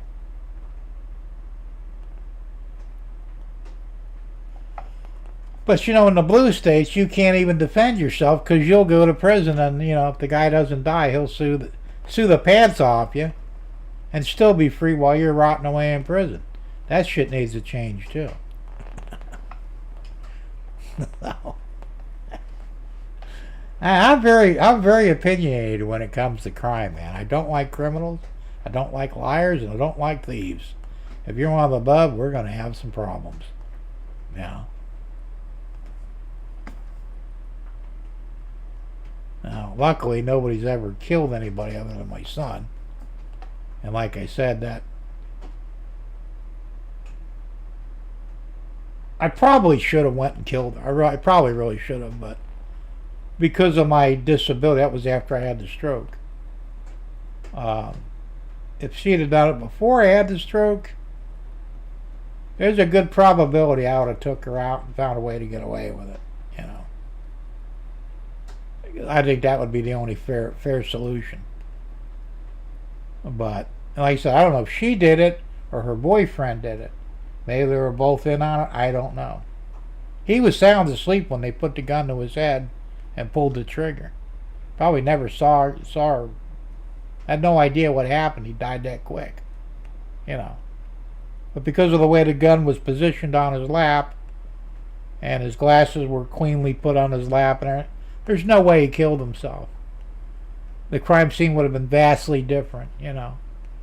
And I even wrote a letter to the fucking sheriff's department up in Ohio, and I said, you know, how could you not see this as, you know, getting suicided? He didn't do this himself. There's no way he could have. And I got a letter back, well, our coroner determined that he did in fact kill himself. So, you know, fuck you, bastards. It turns out that her family had connections to the sheriff's department, so, you know. And that was another thing that kept me from killing her, too, because they probably wouldn't have stopped until they figured out who did it. And was she worth going to prison for? No, not really. But I think people up there, she was hated by everybody. My son had many friends everywhere, up down here in Florida and up there in Ohio. And there were a lot of people pretty pissed off about his death. And I think, you know, probably the truth came out, thanks to me somewhat, that, you know, he didn't take his own life. Somebody took it for him. But, and I told that fucking, that kid's stupid. You know, I mean, he wasn't, but I tell you, you're making a mistake marrying that bitch, you know. Anybody calls herself a witch, you should probably run away from. You know. And she did. She's self-admitted Wiccan witch. And not the white one kind either, the black one. So it's like, nah, you know. So she couldn't be trusted off the bat, you know. And my daughter supposedly got her kids, because he had 2 kids by her, had them DNA tested without her knowing it. And based on my daughter's DNA, there's no match. So chances are those weren't even his kids. Probably the boyfriend's. So, you know. Fucked up, man. Thermal electrocution could be very painful. Or you get cooked to death. Yeah, that would work. I think the punishment should fit the crime, to be honest with you. And the worse you torture the person that you killed, it should be done to you maybe 10 times worse, you know. And I think if people understood that, you know. I remember years ago, this white kid, he got grounded by his mom, single mom, got grounded for some bullshit. So him and his black friend, they fucking killed her. He beat her in the head with a hammer and killed her, right? So, to hide the body, they threw her down a well on the property. A couple of weeks later, they dug her back up, and the black kid, I don't know if the white kid did or not, but the black kid had sex with the corpse. Well, what was left of the corpse. Seriously fucked up, right? The kids both got life, but that was it. They should have, you know, I would not have gone that way. I would have went, you know, We're going to wait for you to die and then, violate your body. With a broomstick or something. I mean, what the hell's wrong with these people? And I would have killed both of them with a fucking hammer. But I would have started at the kneecaps and worked my way up so that it took a while and hurt every step of the way.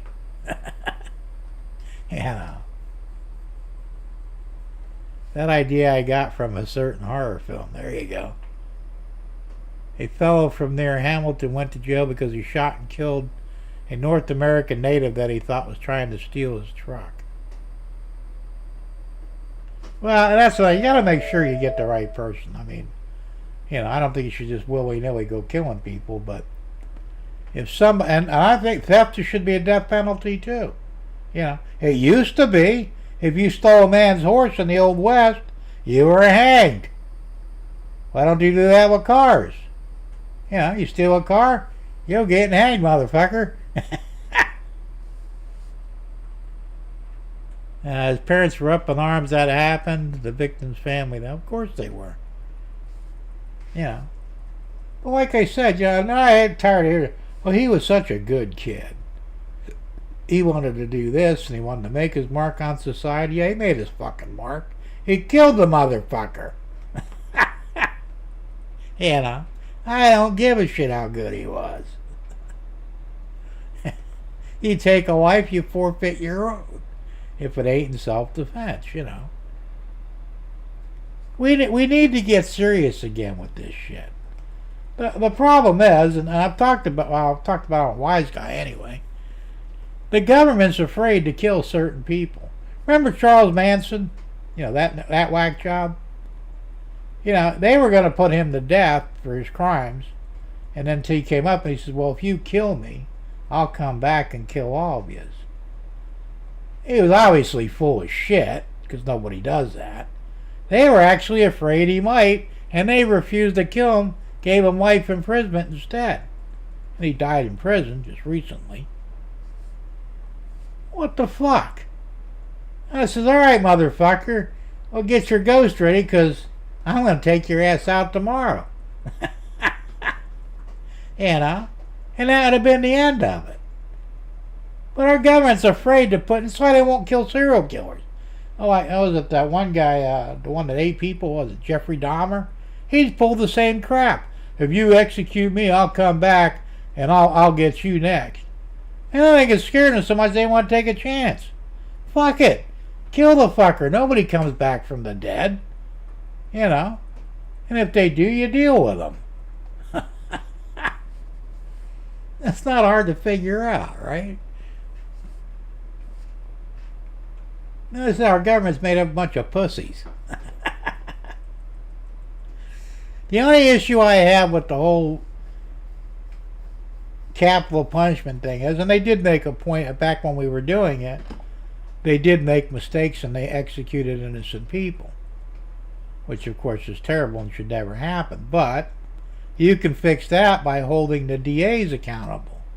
If you withheld evidence that could prove that fucking guy was innocent, and you deliberately withheld it because, you had a hard-on for him or whatever, you're going to get to join him if we kill him.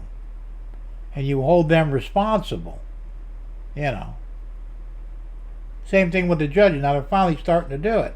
A judge turns somebody out on bail or just releases them for whatever reason, and they go, and then they go out and kill somebody, the judge doesn't get in trouble for it. The judge should be held responsible. Like I said, they're starting to arrest judges now, on rare occasions, but at least they're doing it. You let this guy out, he took a life. I think that last one was down here. Well, now that I know they're trying to remove her. They should kill her. Here in Florida, she let a guy out he was found guilty of murder, of attempted murder or something. And all right, Floyd, have a good one, man. Thanks for popping in. Enjoy your weekend. Be safe.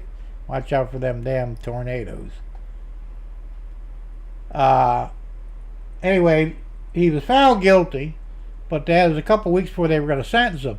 She let him out on the street after he was sentenced to, the prison. Well, before he was actually sentenced, but he was found guilty. So he goes ahead, he tortures, rapes, and kills his 14-year-old stepdaughter.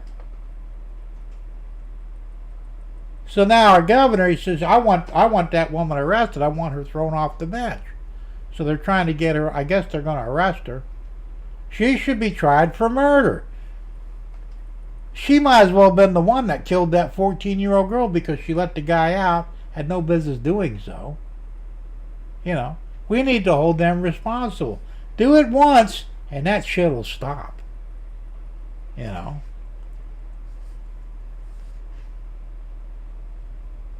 That's not, he said, how does somebody get 72 or whatever convictions and they're still free? I don't get it. Hey, you get 2 shots. If you fuck up the second time, you don't get a third.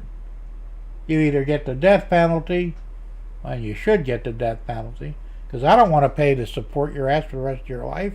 I just want you dead. Am I being unreasonable? I don't think so.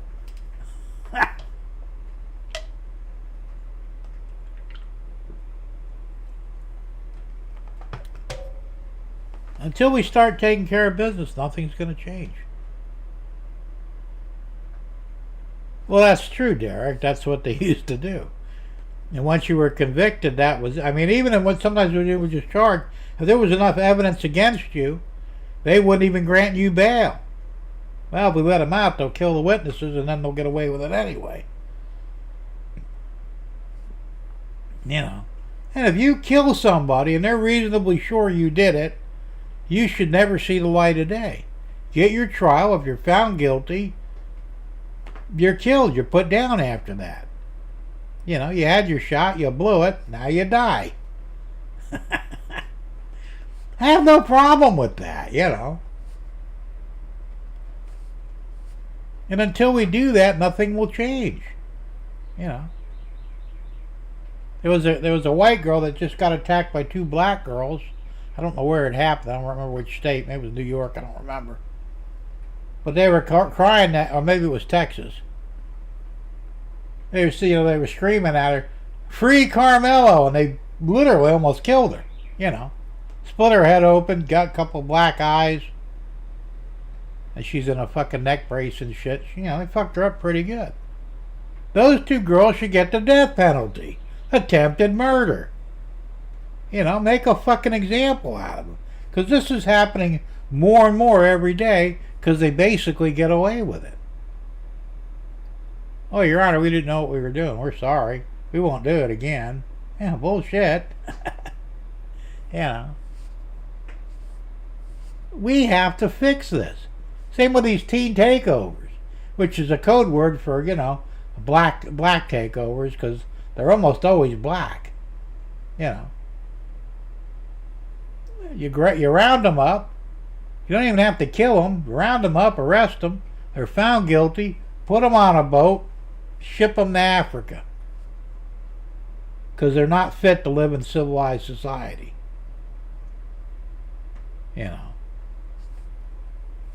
There's no reason. They're basically gangs. There's no reason to get that many people together. Sometimes up to 500. And vandalize and destroy shit. I'm sorry, that's not enough.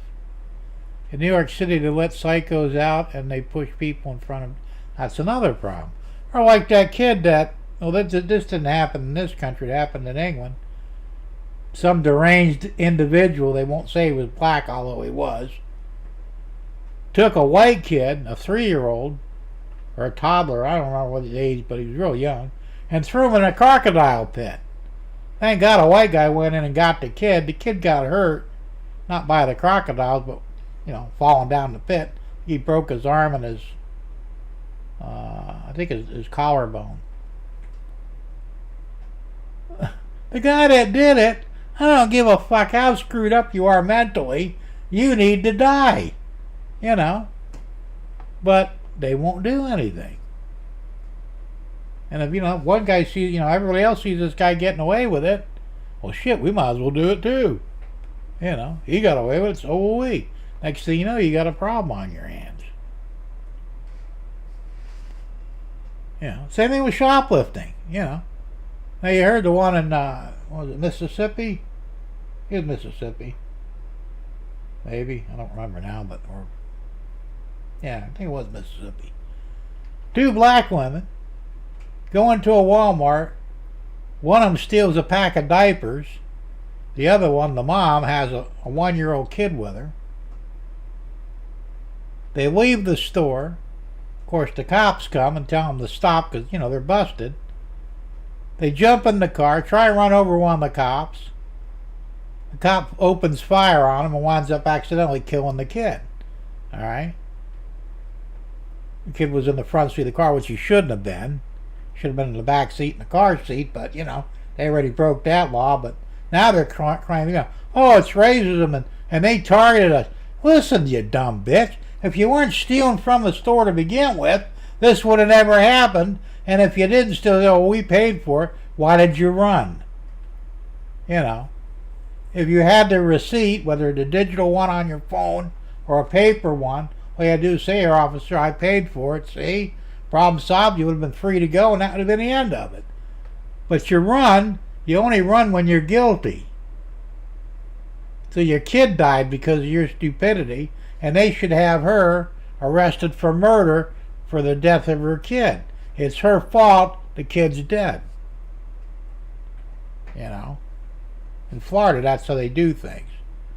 If you're in the commission of a crime and an innocent gets killed, even if it's your own family member, you get charged with murder. The way it should be. So, they're threatening, last I heard, between that and Carmelo, the blacks are threatening to leave and go back to Africa. Well, bye. We're not stopping you. Hell, I think if they took up a fucking collection countrywide, we'd generate enough money to pay for the tickets for them to get on a boat or a plane and leave. As long as it's one way, And I'm not saying that to be racist, but if you have a problem with committing crimes and don't like getting caught or convicted of said crimes, then you don't need to be here. And not all blacks are bad, so don't get me wrong. But the ones who are bad generally tend to be blacks, aren't they? So fuck them, And I don't care what color you are. If that was white people did it, same penalty. It don't matter to me what color you are. If you commit the crime, there's a price to pay. Maybe death. Deal with it. Alright? No, but but of course a lot of people don't agree with me. Oh, that's crazy talk. You can't go around killing people. Yeah, actually you can. Because in our society now it's kill or be killed. I don't go out that much. Not that I'm really, maybe I'm a little paranoid, I don't know, but I just don't want to deal with it. Like you said, I have a carry permit. You don't even need one in Florida, but I do have a permit, so does my wife. I don't generally carry with me because it's a pain in the ass. But I'm starting to rethink that. Maybe I should, I'm in the stores and I'm looking, I got my head on a swivel everywhere, man. Some black person gets too close to me. I'm paying attention, I see a knife or a weapon. Even if I don't have my gun, I'm going to try and do something about it, but I'm not going to just sit there and let myself get killed. I just don't trust them. I know they're not all bad. I never said they were. But I can't tell the bad from the good.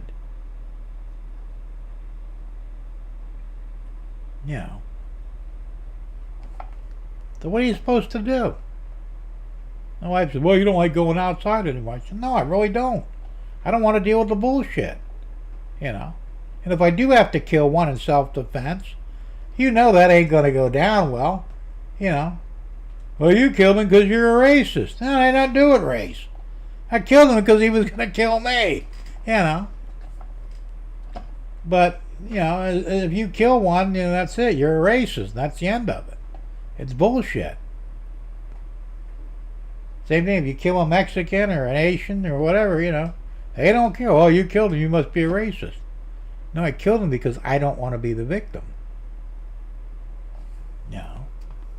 So I just stay home. Fuck it. I go out when I absolutely have to. Otherwise, I don't have time to be running around anyway. Besides the price of gas nowadays, I don't want to waste it.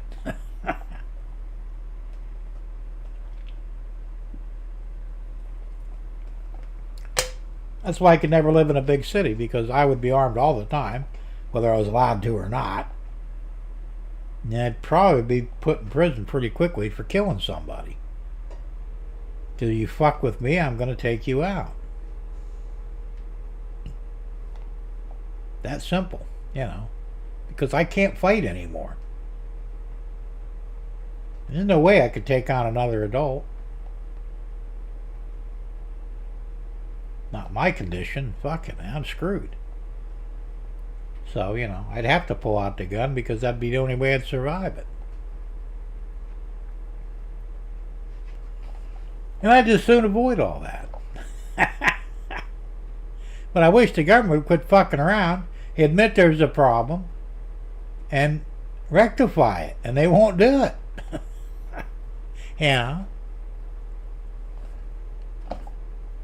You got a bunch of people, and I'm not going to say anything about color here, but you can figure it out. When you got a bunch of people running around saying, we're going to kill the white motherfuckers because we don't like them, and we've had enough of their shit, you got to accept the fact that you have a problem.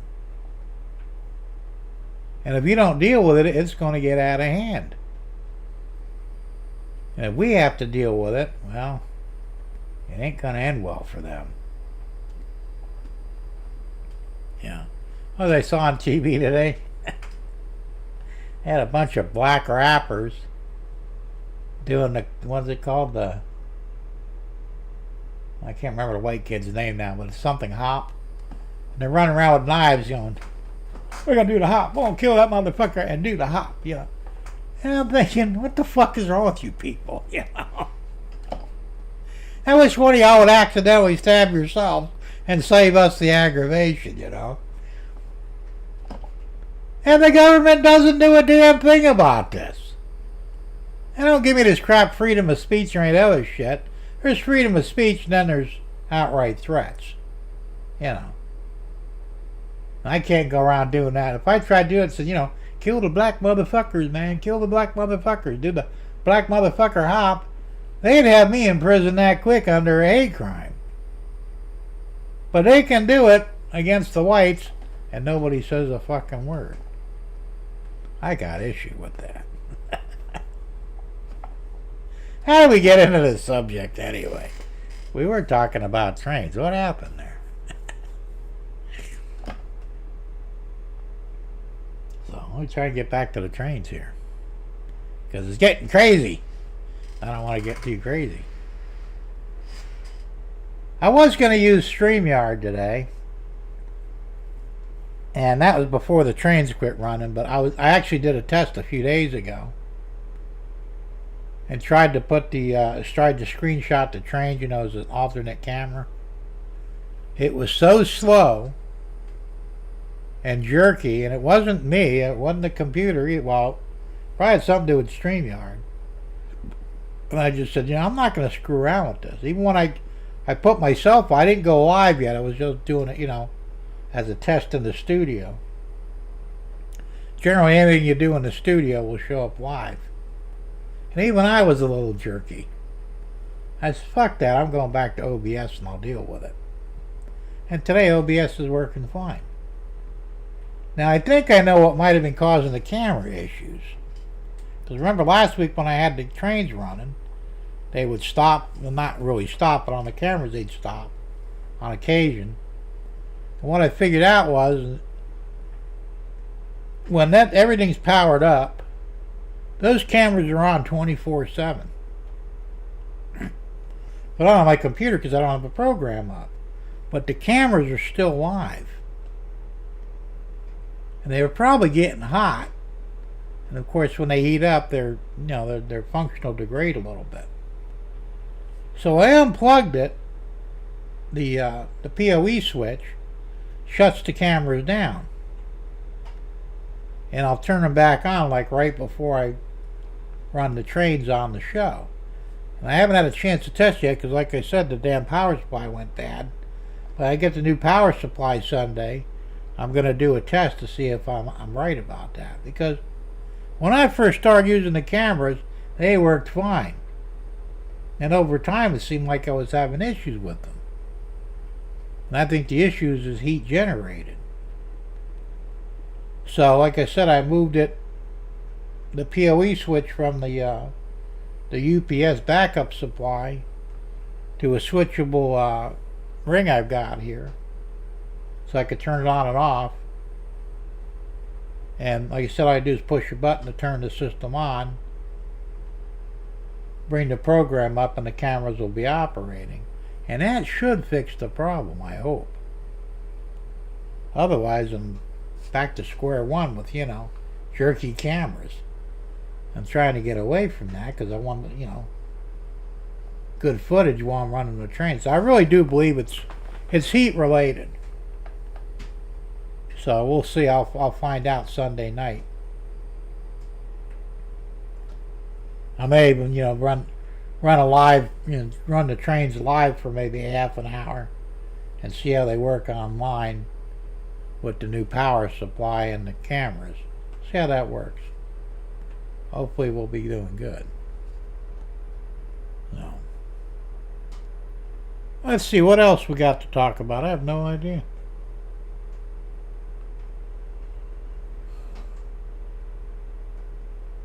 I think I covered just about everything here. Hopefully, anyway.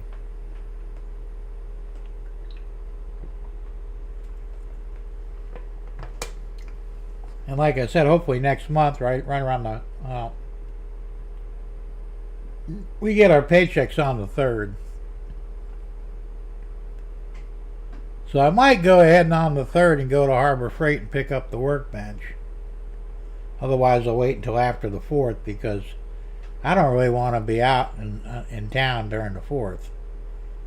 Because, it's the 250th American birthday and who knows what will happen. Does pineapple belong on a pizza? That's an interesting question. I don't really like pineapple, so I would say no. Personally, the only pizzas I like are either plain cheese or pepperoni, or I think I've had sausage too, and hamburger. Those are good on pizza. Any kind of vegetables I don't really like on the pizza because I'm a non-vegetarian. Pineapple seems weird, It's like, does somebody put pumpkin on a pizza too, I think? You gotta put all this shit on a pizza. It's like, dude, it's a pizza. I was told, I don't know how true it is, but I was told by an Italian a long time ago that in Italy, the only thing they have on their pizzas there is cheese. They don't do all these garbage pizzas and stuff in Italy. I don't know if that's true or not, but that's what I was told. If that's the case, then it's like, okay, that's the way pizza should be eaten anyway. You give me a good extra cheese pizza, regular crust. I've had thick crust pizza, pan pizzas. They're okay, but I prefer regular pizza. And I don't like Chicago pizzas because they cut them in squares, and that's just fucking weird. Yeah, you cut a round pizza in squares. It just doesn't make sense to me. But hey, what the hell do I know, right?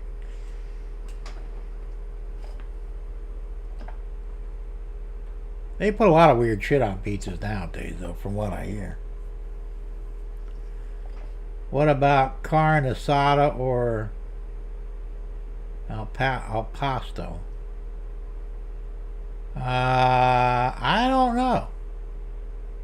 I wouldn't do it, but I'm sure somebody has.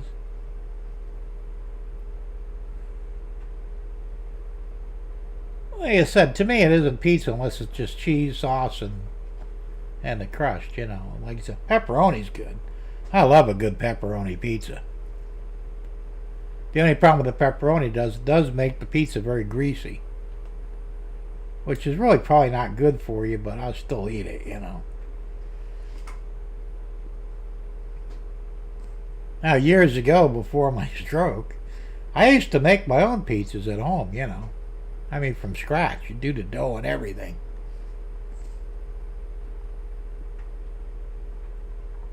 And they were good.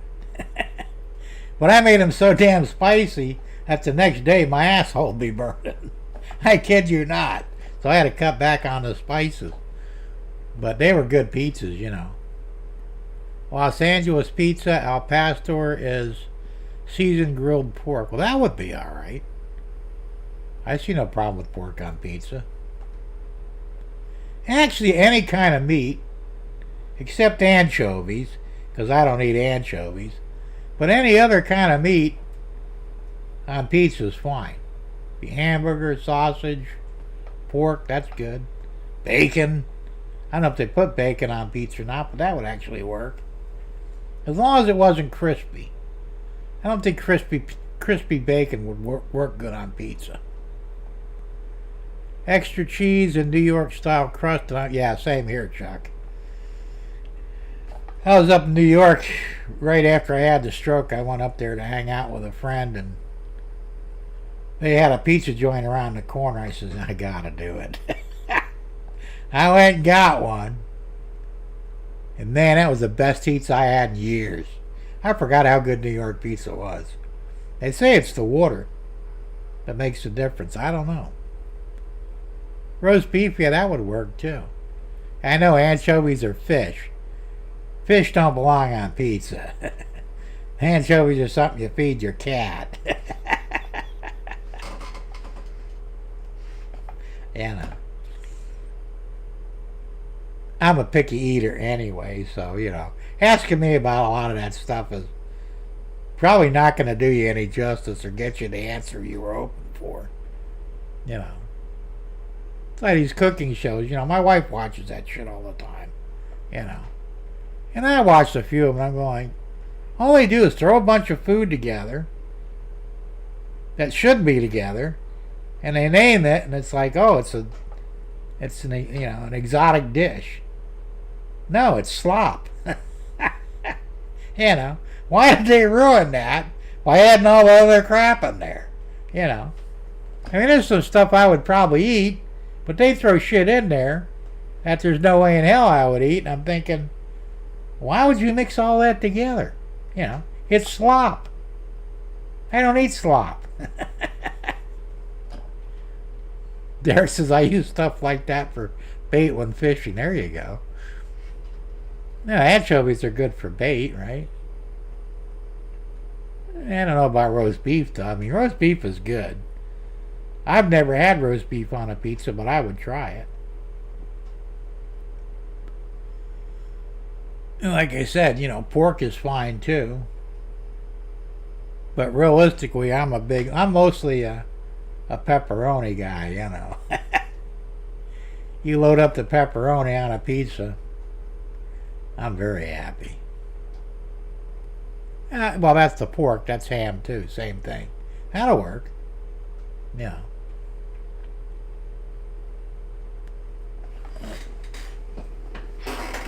Oh. I don't know. Like I said, I'm not a big. I'm a very picky person. You know, that's why I don't generally go over to people's houses if they invite me to dinner. What are you having? You know, like, I ain't eating that. Yeah. Genoa salami, that's good. Even on pizza, that'd be good. I said almost any kind of meat. You know, except for like, well, I know I said anchovies, which are fish, but you know. Still a meat of sorts. Gary says there's a pizza place by me that has 100 specialty slices. The only good ones are the chicken, bacon, ranch slices, and pen ala vodka slices. Vodka, that's different. Chicken probably wouldn't be bad, but I would rather not put chicken on pizza. Bacon, I think, would be fine, you know. And I don't know, I've never put alcohol on my... I used to cook with beer back in the day. You know, I'd make pasta and stuff, and, you know, I used beer. It didn't get you drunk because you'd burn off the alcohol, but it would give it a very unique flavor. Same thing with meats. I used to, marinate my meats with some form of liquor, whether it be whiskey or rum. I really liked rum because I was a rum drinker anyway. Like I said, you couldn't get drunk off it because the cooking process would burn off the alcohol, but the taste would stay. Made some very, very tasty meat. But that was back when, I was basically a teenager at that point, We used to wash our hair with beer too, because beer was actually a good shampoo. It's good for your scalp. Yeah, and beer was cheap back then. You could buy cheap beer for, $1 a six-pack or something like that. It was really cheap, Now you look at beer, it's like $20 for a 12-pack, and I'm going, what the fuck? What about, whiskey too. I mean, I've used whiskey as a marinade, Like I said, you can't get drunk off it because the cooking process destroys the alcohol content. But you will get the taste. A glass of chilled sparkling wine would go well. Oh, absolutely. No argument there. Derek says it's little cubes of chicken with ranch dressing and bacon.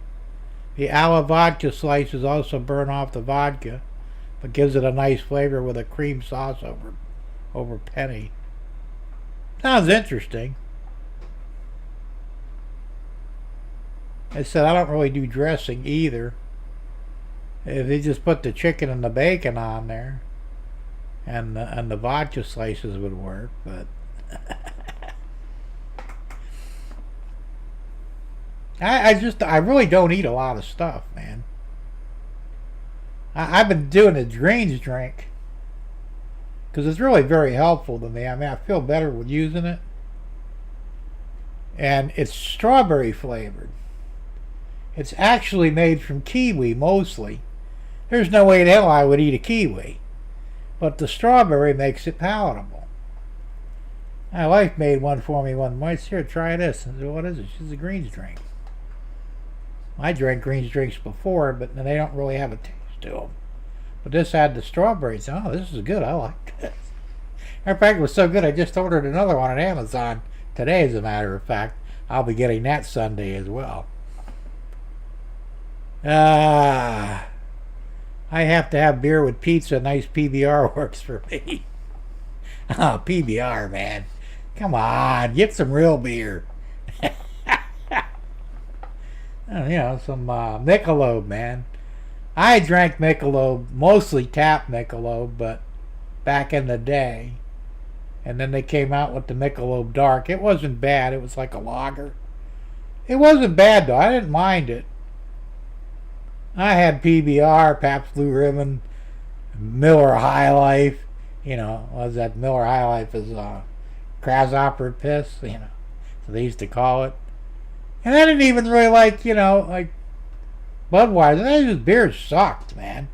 And of course, beer on tap always tastes better than any can or bottle beer.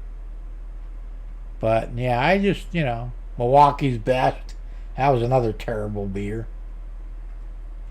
My late ex-father-in-law used to drink a beer called Dunks. It was available at Publix a long time ago, like 40 years ago. 99 cents a six-pack. And that's all he drank. And I went over there to visit him one time. He says, Jim, you want a beer? I said, yeah, I'll take one. I didn't know what the hell he was drinking. I didn't really care because I wanted to be nice, After all, he was my father-in-law. So he brings it out. He hands it again. What the fuck is Dunks? He says, it's not that bad. Try it. I did. It was lousy beer. You couldn't get drunk off it, I don't think. But I drank it because, it would give a little camaraderie between me and my stepdad or father-in-law. So it was pretty cool. I've never had Blue Moon. And bourbon, well, we've all had bourbon. Like I said, I wasn't a big hard alcohol drinker. I liked rum. You know, I drank rum and cokes mostly. I've had whiskey, both whiskey and soda and whiskey straight. Hell, I've had Shine once. Never touch that shit again. Michelob is good too, but it was pricier at Pizza Hut back in the... Yeah, that's true. It was expensive, but it really was a good beer. Well, that's the White Lightning was, moonshine. Chiropractor had a jug of it. I went to see him because I was having back issues, and he goes, "You ever drink, White Lightning?" I said, "Nah, moonshine." He says, "Yeah, same thing." I said, "No, I've never had it." He says, "You want to try some?" "Sure, why not?" He brought me a little shot glass full of it. Smelled, I almost got drunk. So I went ahead and downed it. Man, I've actually tasted gasoline, back in the day when he used to siphon gas. Sometimes you get some down your throat. It tasted just like gasoline. It chilled all the way. You could feel that going all the way down to your stomach. Ice cold. And I go, "Holy shit, this is gasoline, man. You could probably run your car in this shit." I said, "What's the proof on it?" He saw like 250 somewhere around there. I'm going, "Holy shit." I don't want no more of that, He actually got it in Kentucky from a moonshiner. And, pretty cool, but no, I ain't touching that shit. I have 3 different shines in the refrigerator. There you go. And then I won't touch, what's the other one? The one with the worm in it. What is that? Oh, damn, I can't remember now, but, damn it, what's the one with the worm in it? I can't remember to save my life. I won't touch that shit again either. Me, my first wife, and our friends, we killed the 5th of that one night. And I never made it to the bed. I got up, I said, "I gotta go lay down." I headed toward the bedroom. I passed out about 5 foot short of the bed. Didn't wake up till the next day. Tequila, that's it. I couldn't remember the tequila. I've never touched tequila ever since then. That's some nasty ass shit, And you're fine until you get up. As soon as you get up, it's all over, So, but I've had a lot. I've had Long Island iced teas. Those are nasty too. I mean, they taste good, but yeah, they fuck you up, Generally, I don't get drunk. I'll stop before I get to that point, but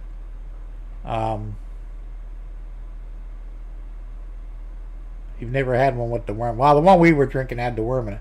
I didn't drink the worm though, because the worm was supposedly so potent, if you weren't careful, you get alcohol poisoning from it. And then we ain't going there, Like I said, 4 of us killed the 5th in one night, and it fucked with me bad, and never again. And I've had vodka. Well, the first time I got drunk, I was 13 years old. The house behind where I lived in Naples, my friend lived there.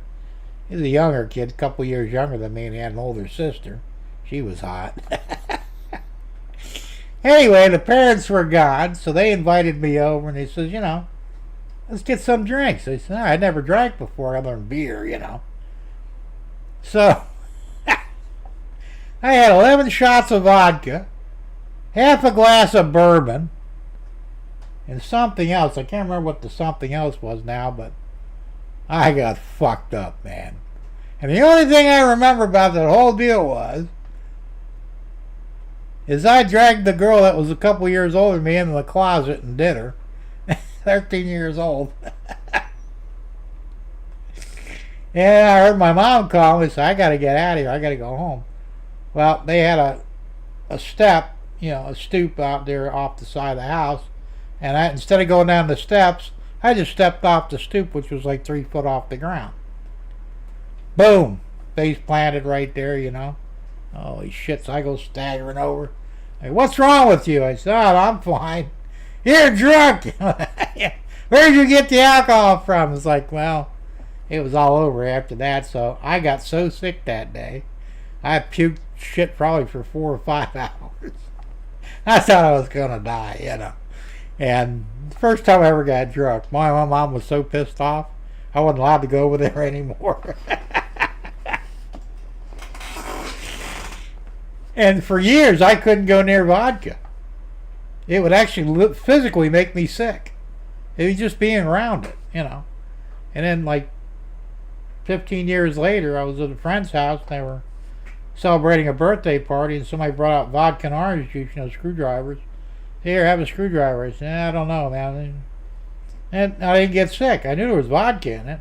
And what the hell? So I drank it, and I was fine. But whatever happened, boy, that really messed me up.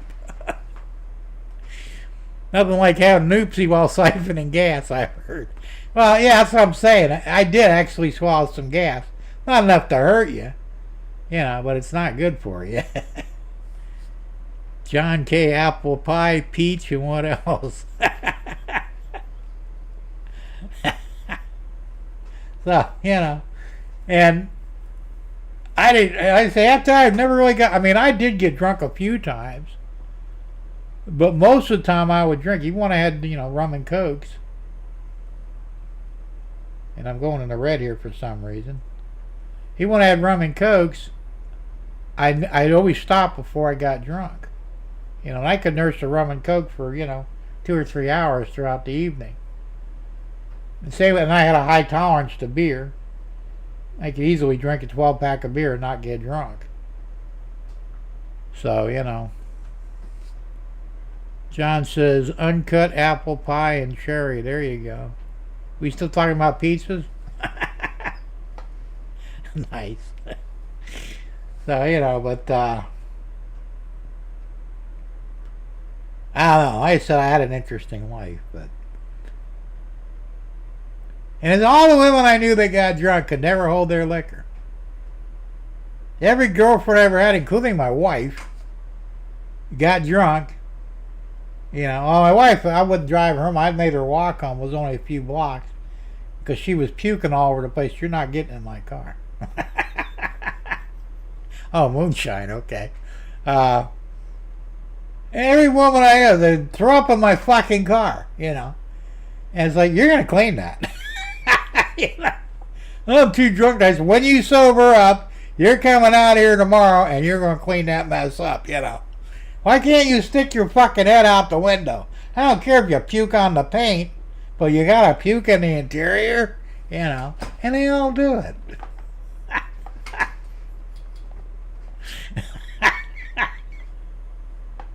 So, you know, if you can't hold your liquor, don't drink. Oh, what is a woman drinking? I mean, there's some women out there that could drink you under the table, you know, but I think the vast majority of them, they just can't handle it.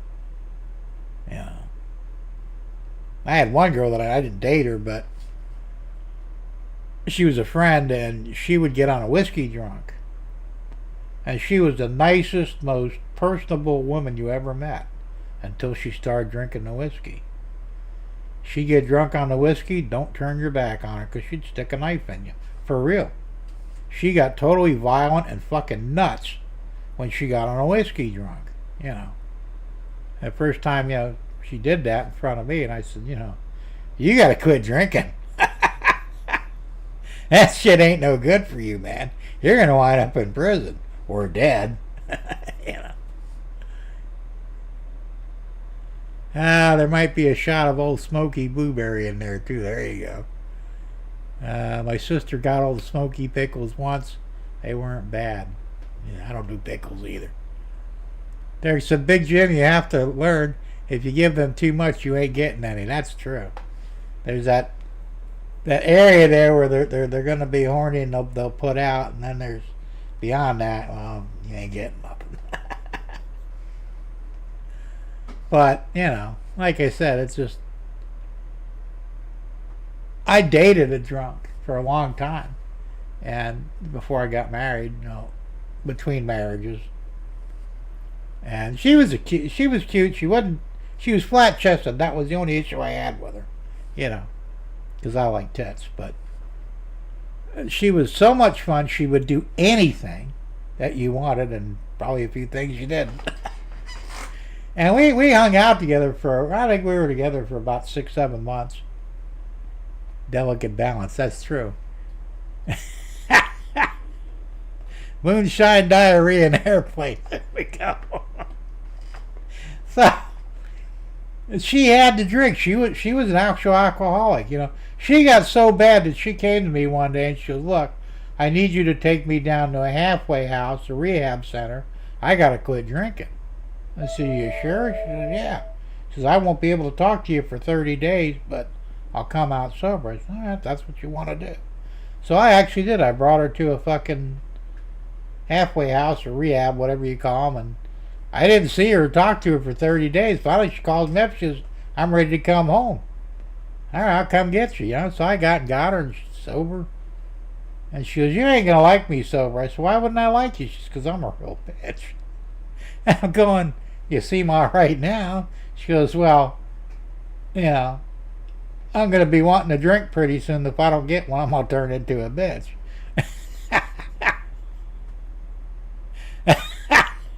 Flat-chested is a no-go for me. No boy boobs.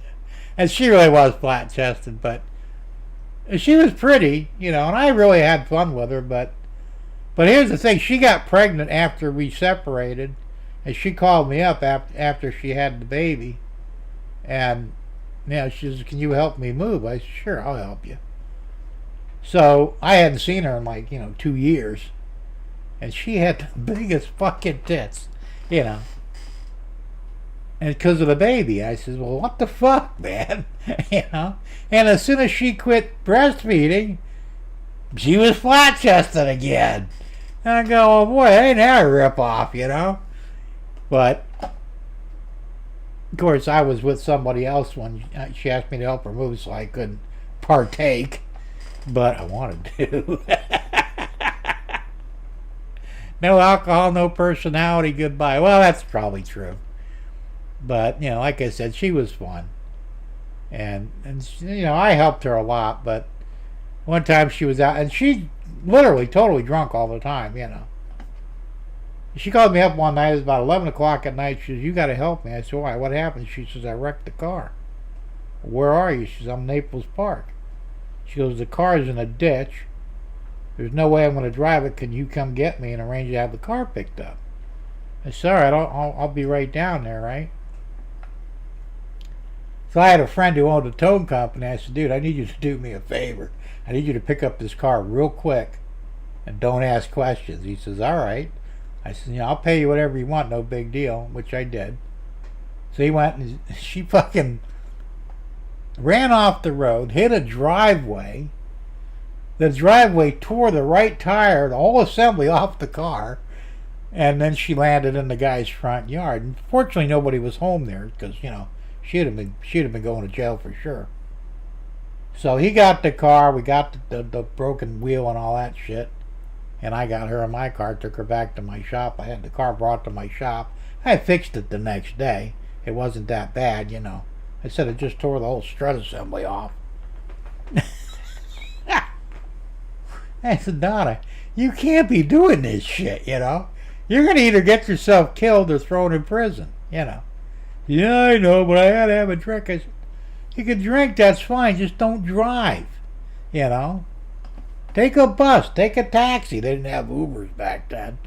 But, they had taxis. Take a fucking taxi, I said, "I'll even pay for it, And, like I said, and I still got laid that night. And that was the night I had food poisoning. I was in so much pain. I had bad food from the Italian restaurant.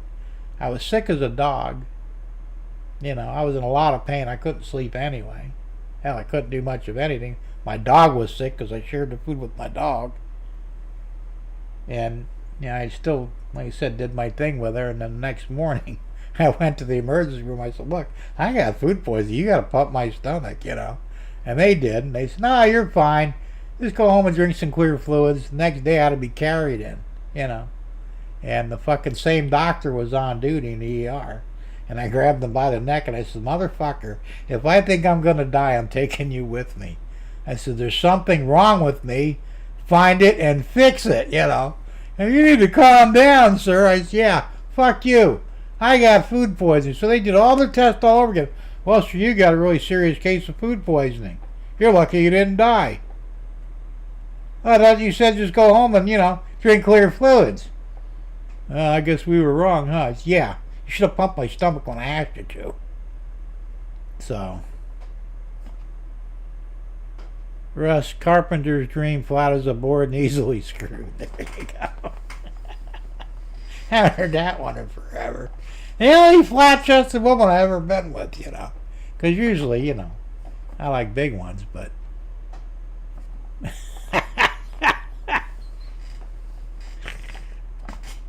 I don't know. Yeah, we had fun anyway, She wound up moving to the guy that knocked her up. He was kind of a dick too, but he had to leave the country because he was wanted. Minor crime, but he would have went to prison. So he went back to Canada where he was a Canadian citizen anyway. So he calls her up. He said, why don't you come live here in Canada with me? So she called me back. She says, can you help me pack up? I'm going to Canada. I'm going, are you out of your fucking mind? Oh, I love him though, and he loves me. I said, nah, I'd run away from that. I haven't talked to her ever since, so I don't know what happened. Maybe they're happy together. Maybe he killed her. Who the hell knows? Ross, you like that one, huh? It's one of a few weird people I've been with, man.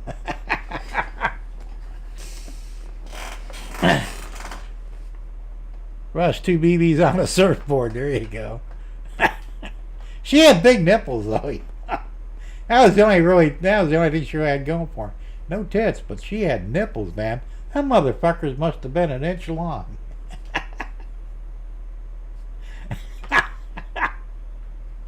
What to say, Not have any pictures of her either. None at all. Like I said, she was very pretty, but just, when the titty fairy came around, she said, "No, I'm good." She wasn't, but I don't know. Anyway, guys, it's a little after 9 o'clock. We should probably wrap this shit up before I really get weird, right? Like I said, hopefully next week trains will be running. Hopefully, and maybe I can get the wife out here to do some work on her glass and jar company. I'm curious to see what she does with it. I think she's got a lot of good ideas, and it's going to be pretty good. Especially after you get done sucking. There you go. You can hang your hat on them fuckers, let me tell you what. That's another thing before I go. Many years ago, after I got divorced, I went up to see my sister and her husband at the time, my brother-in-law. He goes, hey, why don't you come to the titty bar with me? I said, they got them around there? He said, well, they're in Fort Wayne. It's up in Indiana. That was only like 30 miles from Warsaw. I said, sure, why not? We'll go. So me, him, and 2 other guys went along. We went to the titty bar. And it was normal. I hadn't been to one in a while, but... So they had this one girl. She wasn't bad looking. She wasn't a beauty queen by any stretch. But she was, a little better than plain. She had these fucking nipples. I swear to God, they were at least 2 to 3 inches long. They were huge. You could hang your coat off of them fucking things, But she had such a bad attitude. She's up there doing her pole dance, and you could tell she didn't want to be there, And you could just, you get that vibe from somebody. And I'm thinking, what a shame, that to have, nipples like that. And, she was probably a C cup, not great, but, not bad. And she just didn't want to be there, man. I'm thinking, why are you doing this then? She must have really needed the money, She didn't even smile at anybody. It's like, what a waste. Russ says, no flat chest and no flat bottoms. For me, there you go. I don't know. I mean, I'm not an ass man anyway, but I don't like those BBL asses, you know, where they're out there in the next parking lot. I think a nice tight ass is good on a woman, you know. I dated a girl, her butt was incredible, you know. First time she got naked for him before we had sex, and I'm thinking, holy shit, how do you get an ass like that, you know? Absolutely beautiful. Never seen nothing like it ever since. But like I said, she was not really flat, but not full-bodied either, you know. It was a nice tight butt, you know.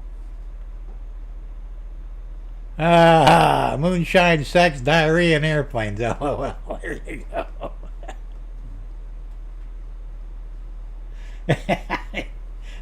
I've seen some women. They're usually black, and the Indians are the same way. You know, actual Native Americans. I saw this one. This is years and years ago before the BBL thing came out. And her ass, I mean, you could have sat a tray on that thing. Yeah. And she stayed straight up. It was out so far that you could literally set a tray on it. And I'm thinking, what the fuck? You know. Our curves are the ultimate scenery. That's true. You can always buy breasts for a flat-chested girl with a great ass. That's true too. But natural ones are usually better. I dated one woman. She was a little older than me. She had implants, and they were big. You know, they were huge. She was probably a double D. But they looked good on her, and they felt real. You know, she says, you know, could you tell the difference? Not really. You know. But she didn't get silicone. She got the saline implants. They're safer. So, what can I say, you know? Curves are the ultimate scenery. That's true. It really is. Alright, guys. I'm going to get off of this fucking thing before we really go down deep in the gutter. Which is probably not a bad thing, but, you know. So, we'll see y'all next week. Same time, same place. Hopefully trains will be running. We'll have some stuff to show off. And we'll go from there. So have a good weekend. Be safe. Play with your trains if you got them. And, no. Be safe, man. We'll see you next week. Here's the outro. And don't forget to flip off the signal guy like you usually do. Here we go.